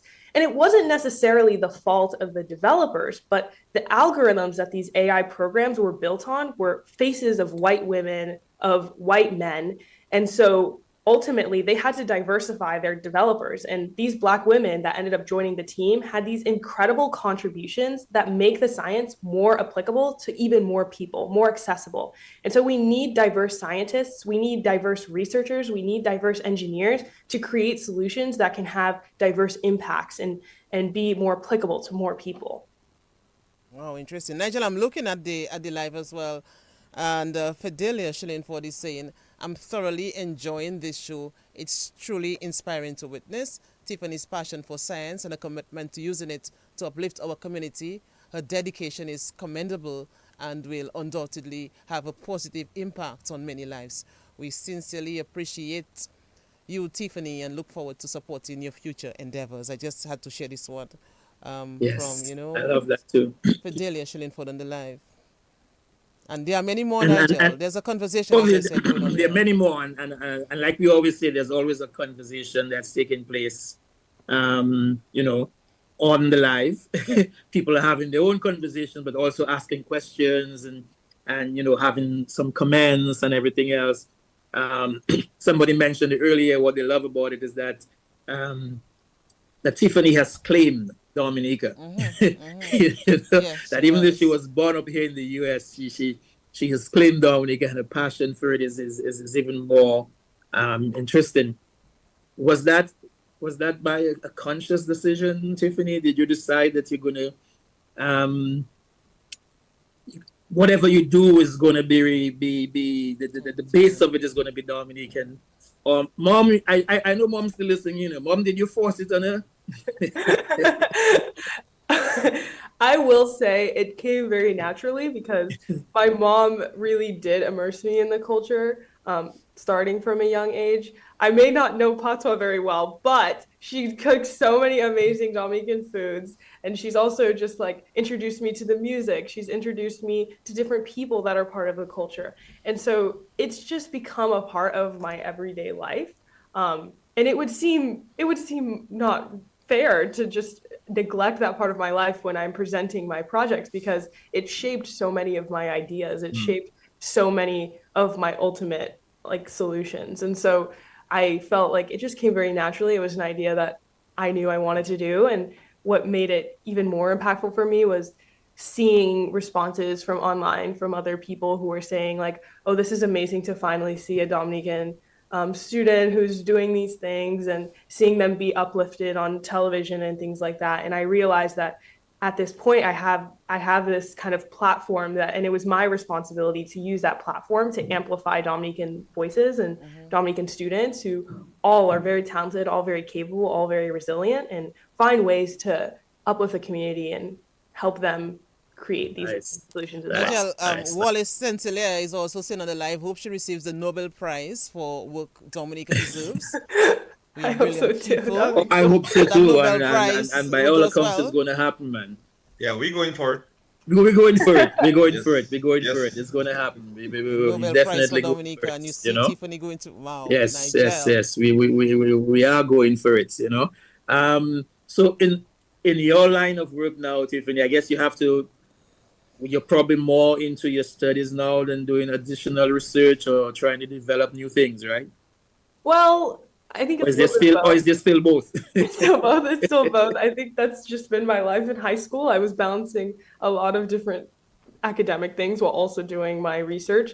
And I felt like my research actually helped my schoolwork become better because it gave me a kind of break from schoolwork, but at the same time, I was still learning. And here at Harvard, I am really trying to kind of find my way. I've joined a lot of different clubs. I've currently reaching out to different professors so I can do research under them. But hopefully by the end of this semester, it's my first ever semester here. So I'm really just trying to settle in, but I am hoping to continue doing my visually impaired research. And I am currently still working with National Geographic and all of the grant writing stuff recently. Do you know the signal band? What was your question? Sorry. Signal band. No, I do not. Okay, so the signal band, the reason I'm bringing that up is that the lead singer of the signal band, and when this program is done, go and tell mommy, play your song from signal band, okay? Okay. Now, the reason I'm bringing that up is because the lead singer, Shelley, of course, who went to Harvard as well, one of the other Dominicans who went to Harvard, he did architecture. So I'm not sure if other Dominicans who've been to Harvard, so I know Shelley and now you, so continue to make us proud there as well, Yes, of course. I recently joined the Harvard Caribbean community, and we have they have really fun events that they hold every single week, basically. So I'm really excited to introduce them to their culture. Yes, I haven't met another Dominican there. So when you do your research at Harvard, see if you find a name called Sheldon Alfred. Okay. If it's anything bad, don't come back and say. Okay? Dominic, I hope he wasn't doing anything bad at Harvard. So one of the other things that Tiffani, you mentioned was the whole question of the environment and resilience and so on. What is this passion that you have for the environment? Yes. I think my passion for the environment comes from being raised in Florida and also having that Dominican heritage as well. My family, my mom, she really, really loves all the different fruits that we have locally here in Florida because it reminds her so much of Dominica. We go to these different farmers markets that are very local all the time, and we get a lot of different fruits and things like that. And what I think is really interesting is how we use every single part of the fruit and how we make sure we build off of the land and things like that. So I think people in Dominica really rely on the land to support their needs and to support their necessities. And I think it's something that a lot of Americans neglect here, where we just we kind of use things and we waste them and we don't really think about where these things came from. And so I was really raised on this idea that we build from the land, we can get knowledge from the land. And so seeing what has happened due to climate change and due to different issues and how our environment has been impacted, and knowing that so many people in islands like Dominica rely on the land and get jobs from working on the land, really makes me passionate about developing something or working on different projects that are going to make kind of reduce these impacts that we have been having on the environment. Wow, Nigel, I love this answer. I really love this. Talk about the land and the importance of the land. And the whole preservation and conservation and everything else of the environment, And the land is where we have to turn for food security. Wow, we can talk so much about the land. But I'm seeing another comment from Chris Bugunu, who went to the Dominica Grammar School, and he's saying we also should recognize and thank Glen for his continued contribution as far as representing Dominica in every aspect over the years. So Nigel, we can let Glen take a bow on this because he has done a lot. He continues to do a lot. Oh yes. And by that comment, it seems that Glen will get his breath again because Chris has agreed, since Chris is saying let's congratulate Glen. Mm-hmm. It means Glen Chris is my mayor. Thank you, Chris. Mayor Chris. He's the mayor of Castle Bruce, he said. He never even been to Castle Bruce, but he's the mayor of Castle Bruce. Thank you, Chris. No, but that's good, certainly, Glen. That's good that Glen's you continue. contribution cannot go unnoticed. In terms of what the Dominica Houston Association has been doing, putting on this event. I know they have the picnic that they do as well. I know Glen also organized some Afro-Caribbean festival thing. So quite a bit of work. So, congratulations to you, Glen, on your continued, activities. Yeah, I try a lot. One of the things that give me joy is the culture, having a culture alive.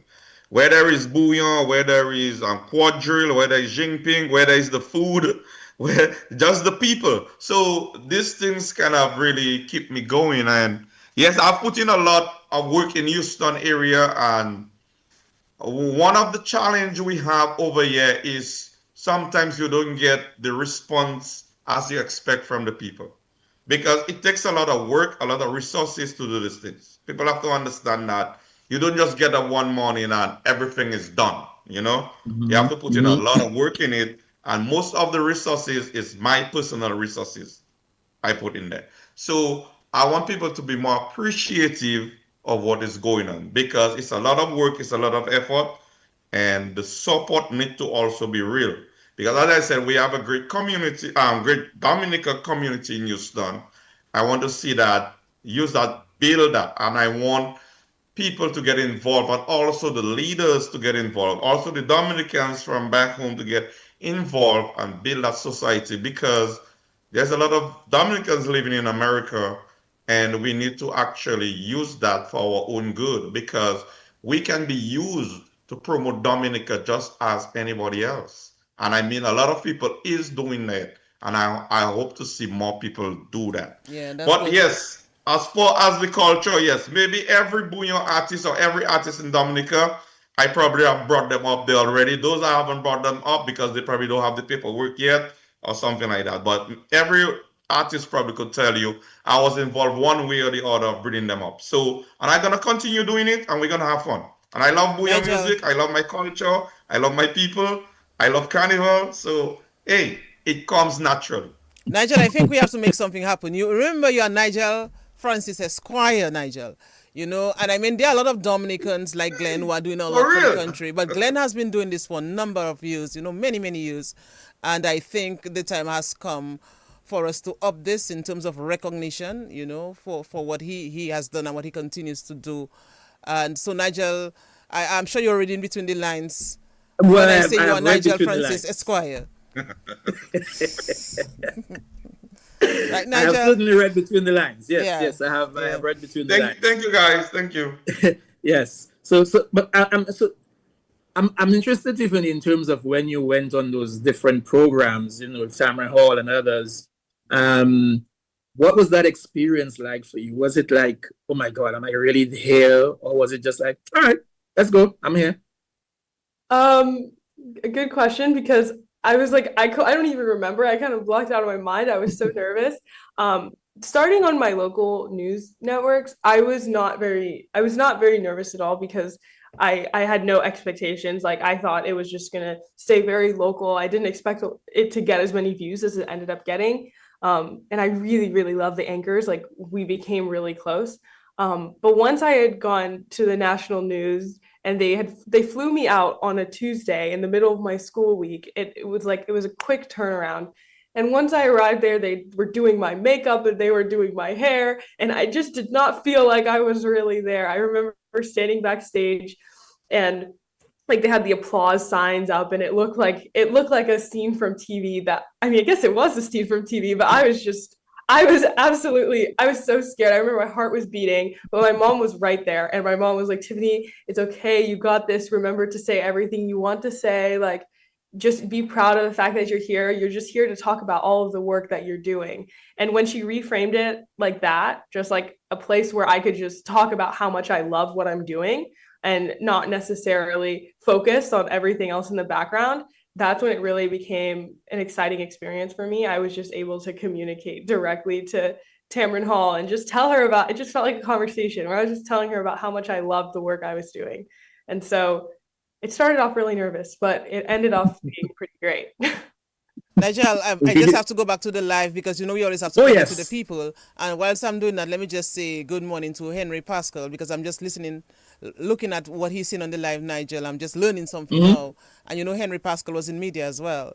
And he's saying, I'm listening from Georgia while on my back with 9 broken ribs, dislocated scapula, and other injuries after falling from my roof last Saturday. Great program. Good morning to my mom, Lucille, and Aunt Finfin Pascal in Grand Fort, 99 years and 101 years respectively. I just had to bring this in because I know we spoke about the land before, Nigel. So I just wanted to tie in just shortly so Tiffani can just understand more. So last week we had a program on centenarians, right, Nigel? Remember that, right? Yes. And Tiffani, I'm sure your research would have shown you as well that we have a lot of centenarians in Dominica. In fact, Dominica is well known for centenarians. And so I just wanted to tie this in. So when you continue to do your research about Dominica, maybe because you're very young, maybe there's something you can invent as well that will help us in that regard. So I just wanted to stick that there, Nigel. Yes, definitely. So for our centenarians that we keep celebrating, and the whole thing about resilience, and I mean, we continue to say Dominica is a resilient country, and the way in which we do things, and the way in which we use things. I don't know if when you were back home in 2017, whether you saw, or whenever you were home, whether you saw. One of the things I'm concerned about as well as we talk about the environment is the way in which we kind of just flippantly just throw things around. We eat whatever we eat, we just throw the rest there, we throw it on the floor, the way in which we do our garbage disposal and all those kinds of things. Is that a concern that you may have? And can we find a way in which we can inform and educate our people of the better use of the environment and recycling and all that stuff? Yes, I remember when I was in Roseau specifically, and that's kind of where I saw a lot of that happening. And it is upsetting because I know that Dominica is a particularly vulnerable land because of the hurricanes and the landslides and all the different soil erosions. But I also know that Dominicans rely very heavily on their land for farming, for fishing, for foraging. We get so much of our food from our land. So it's really heartbreaking to see it be treated in that way. But hopefully that's what that program that I'm doing with National Geographic will do, is educate people about why those things are so destructive and how we can work to reverse the damages that we have done. Nice. Yes. Definitely. We're looking forward to that one as well. You're just a little going back in terms of the high school days and growing up and all the inventions and you running around doing stuff and so on. Was there like a circle of friends that you had that you guys kind of meet together and in high school I had a really close-knit group of 6 girls that I was really close friends with. I hung out with them all the time and all of them were incredibly successful. My mom always says, like, this is her phrase, is that an association brings about an assimilation. So if you hang around people who are just like you or who you want to be, or if they're people that you're inspired by, then you will naturally tend to become like them. Whereas if you hang out with people who maybe you don't think are doing very well in school, you don't think are maybe on the right track right now, or need to be like, they need some more motivation, then maybe you might fall down that path as well. And that's not to say you shouldn't be friends with them, but it's to say that you should balance your friends and also have some friends that are in a place that's even better than you, that you aspire to look up to. And so I think a lot of my friends in high school were like that. Not all of them were science. Some of them were really into government. Some of them were really into politics and stuff like that. But all of those things were really great because they inspired me to be a better person. My friends who were in politics were actually the ones that got me interested in making research more equitable because they made me more knowledgeable about the gaps in access to all of these different science things. So it's really great. It's really awesome to diversify your friend groups.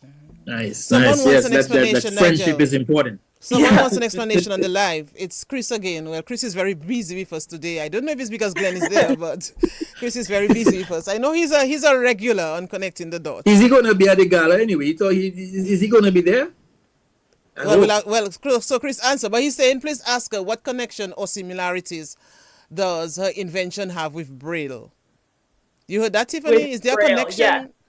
I think Braille is to help people who are visually impaired, like read things and like kind of understand like what's in front of them. But Braille is an amazing technology, but it's also not like, it's not necessarily widely used everywhere in the United States. So I wanted to develop a technology that was very, just very adaptable. And also Braille is something that you have to kind of learn over time. So if your vision is suddenly like onset and you're slowly losing it very quickly, there's gonna be a learning curve where you're gonna have to learn how to interpret and understand Braille and where you can find Braille.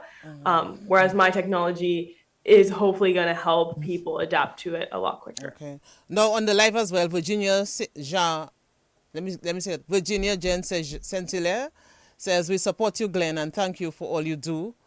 So Glen, there's another big up for you. There's a lot of big up for you as well, Glen. So you have a whole army behind you, really cheering you on, and that is good. That is good. Yes, he has a whole Houston army Dion behind him. Fuller is also saying, Glen, can you pin the link here? So yeah, I think somebody asked earlier as well, Glen, in terms of the where is it going to be held, how they can get tickets. Is there a link that they can go to? So they were asking that earlier. So and everything is on our Facebook page, but I'm still gonna send some to Ivona. Okay. Ticket link, and I'll send that to her. Yeah. All right, perfect. And then Wallace Sentile was asking Tiffani whether you have the opportunity to mention Dominica when you on the Tamron Hall show. Did that ever come up?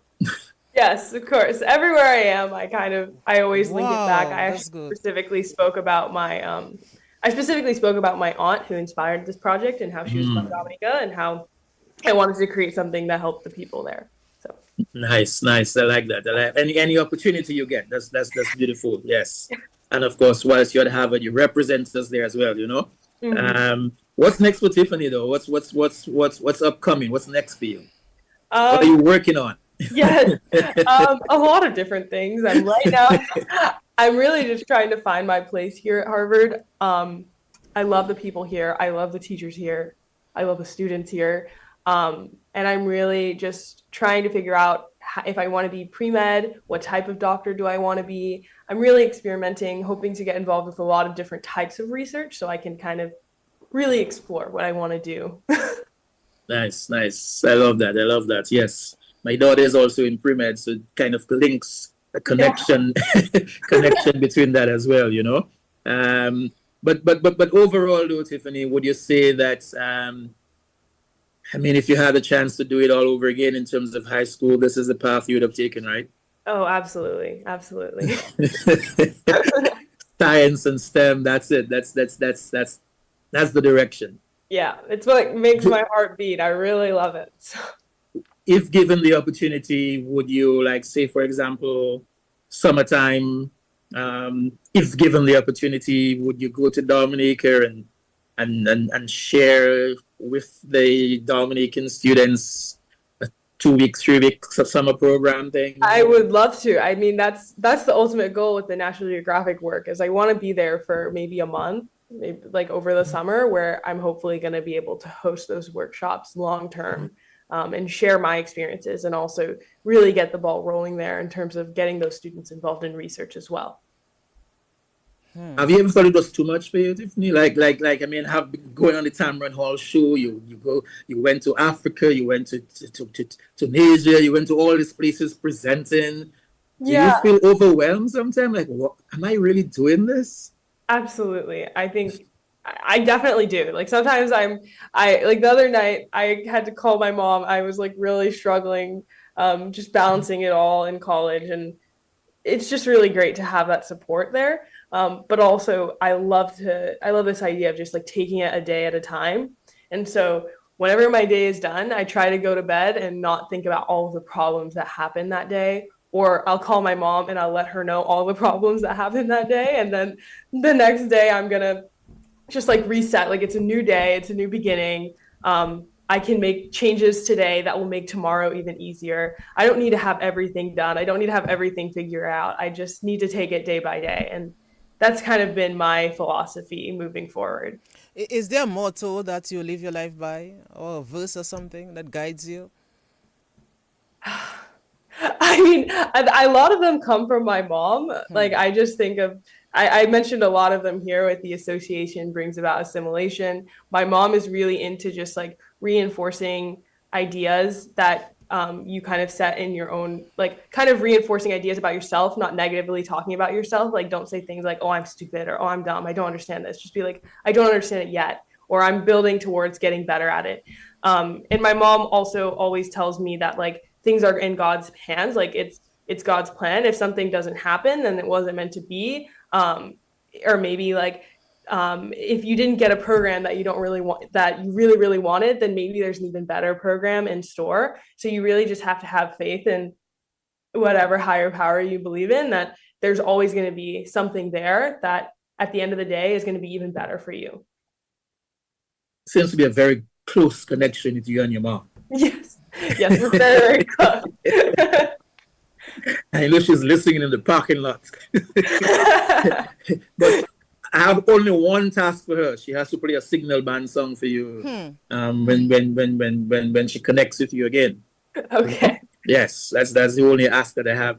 Glen, this gala's getting ready, October 18th, everything in place, everything ready to go. I know there's going to be a good turnout based on what people are saying, asking for the link to the event and everything else. What's happening? What's your final thoughts on that? On that? Yeah, I'm glad the people are showing interest. Come on, get your tickets early. Let us know you're going, because we have something great in store for you. I think this year is going to be one of the better years. I'm excited about Tiffani. I know she's very good at what she do. She's like a public speaker. You could see her right there. I mean, she's just flowing like she's been doing that for 150 years. So I know it's gonna be great. I know we're gonna have fun also, and we're gonna represent Dominica in a way that's never been done before. So if the people out there, if you have kids at college, please try to bring them. If you have high schoolers that are about to enter to college, please try to bring the younger generation out there. Let them listen, let them be motivated and stuff like that. And sometimes we have a lot of in us, and then it probably just take a moment to bring it out. Who knows? And come and meet Tiffani, and then the other leaders we invited, come and meet them. Hopefully we could have people like Dr. Fontaine here. We could have the mayor of Houston here, or his representative. And also, I know for sure Dr. Cassandra is going to be here. Yeah. And also Oster Lockett is going to be here. So hopefully all these people, we can mix and mingle. So I want it to be something like, yes, we take it serious, but don't be too serious about it. Come and have fun, while we're enjoying Dominica. Come and listen to Tiffani. She has so much in store for us, and she has so much in store for Dominica. And she's doing well for herself. And she's so busy, but she takes time off to do all of it. I mean, she's at school right now, and then she's taking that time off to come down to Houston to be with her family, to have fun, and also to deliver some messages for the youth that probably will impact Dominica for a long time to come. So I really appreciate you all for having us on the program, and I hope to see us do more. Let's not let it stop where it's at now. That's the beginning of something great. Nice. Love that. Tiffani, I know we're coming towards there, and I want to, Tiffani, your final thoughts, final words, encouragement, inspiration. Yeah, I want to express my gratitude. Thank you guys for having me here. It's just been amazing to just have this continued support and connection with the community in Dominica. I'm really excited for the gala. I'm excited to meet everyone and make those connections. And then also, I hopefully will be back home this summer to do all the. I love how you just said that. Back home. I love that. Yeah. See how she considers Dominica home. I love that. Sorry, I didn't mean to cut you, Tiffani, but it just sounded so good. Yeah, I'll hopefully be there this summer, and so we will be able to really make an impact through the youth. Just know if you're a young person listening to this, or if you have a son or daughter who's kind of into STEM, just keep on pushing them, keep on encouraging them, and make sure it's something that they want to do, and it's like a project that they're encouraged by, because it's that passion that really drives you through the tough times in those types of research projects. Whoa. You've made us proud, man. You've made Dominica proud. You've made your family proud. Connecting the dots wants to continue to express, our appreciation for what you're doing and continued blessings on it as well. And, as the inventions continue to go through and all the research projects and everything else, know that you have the seat of the family behind you as well, right, Ivona? Oh, definitely. Nigel, I know we have to end, but let me just say quickly, Alvin Thomas was just reminding us about we having had Loic Charles on a previous program on Connecting the Dots, and I know we mentioned it very early in the program, but yes, we can always I can always give her Loic's number and we can see what can happen, because Nigel, there's a lot we can take from this program when we look at it, when we recap, and so Nigel, we have to meet in chambers and discuss a lot of things. Yes, we do. So we'll get Tiffany's information. We have to share with a number of people because she don't mind in terms of the connection that's going to happen for Dominic and the project. So I see Ricky Allen is asking Glen as well, what's different this year, but probably he would maybe like to reach them because we have run out of time. We have run out of time. Yes. But Chris already answered Ricky. Chris tell Ricky just come. No, but Nigel, I was just saying that it was really a pleasure to... Ricky's my boy. Ricky, just come. Stop asking a question or call me. Okay, Papa. But it was really a pleasure to connect with you two, and we had to put that connection. We could have had only Tiffani on to share her story, but we also wanted to create that connection, with what the Dominica Houston Association is doing, and they have invited her to be the featured speaker, and that is a big occasion for Dominica as huge. well. So we wanted to bring, these two together to ensure that the program, but all the best, results. Tiffani, tell Mommy hi, bye. Tell her we appreciate her connecting with us for a little bit as well, and tell her thanks for making you Dominican in everything that you do and for bringing you home and sharing and everything else. We appreciate that, Okay. Thanks so much for that. Yeah, Sandra Norris is saying DHA is doing great work for the country as well. Oh, yes. Glen and the Houston Association, continue blazing and continue doing what you're doing. We appreciate it as well, man. Thank you. All right, so Nigel, that's it. We'll do it again next week, God willing. We do it again next week, my dear, as always. Tiffani, it was our pleasure. And we'll continue to follow what you're doing. Yes. All right, take care. And of course, you can follow Tiffani in all what she's doing. Go on the Tamron Hall show. You'll see what she did. It was a great interview. And Dr. Phil as well. So, yes. Nigel, next week, God willing, take care. Glen next and week, Tiffani, thank you so much. All right, then.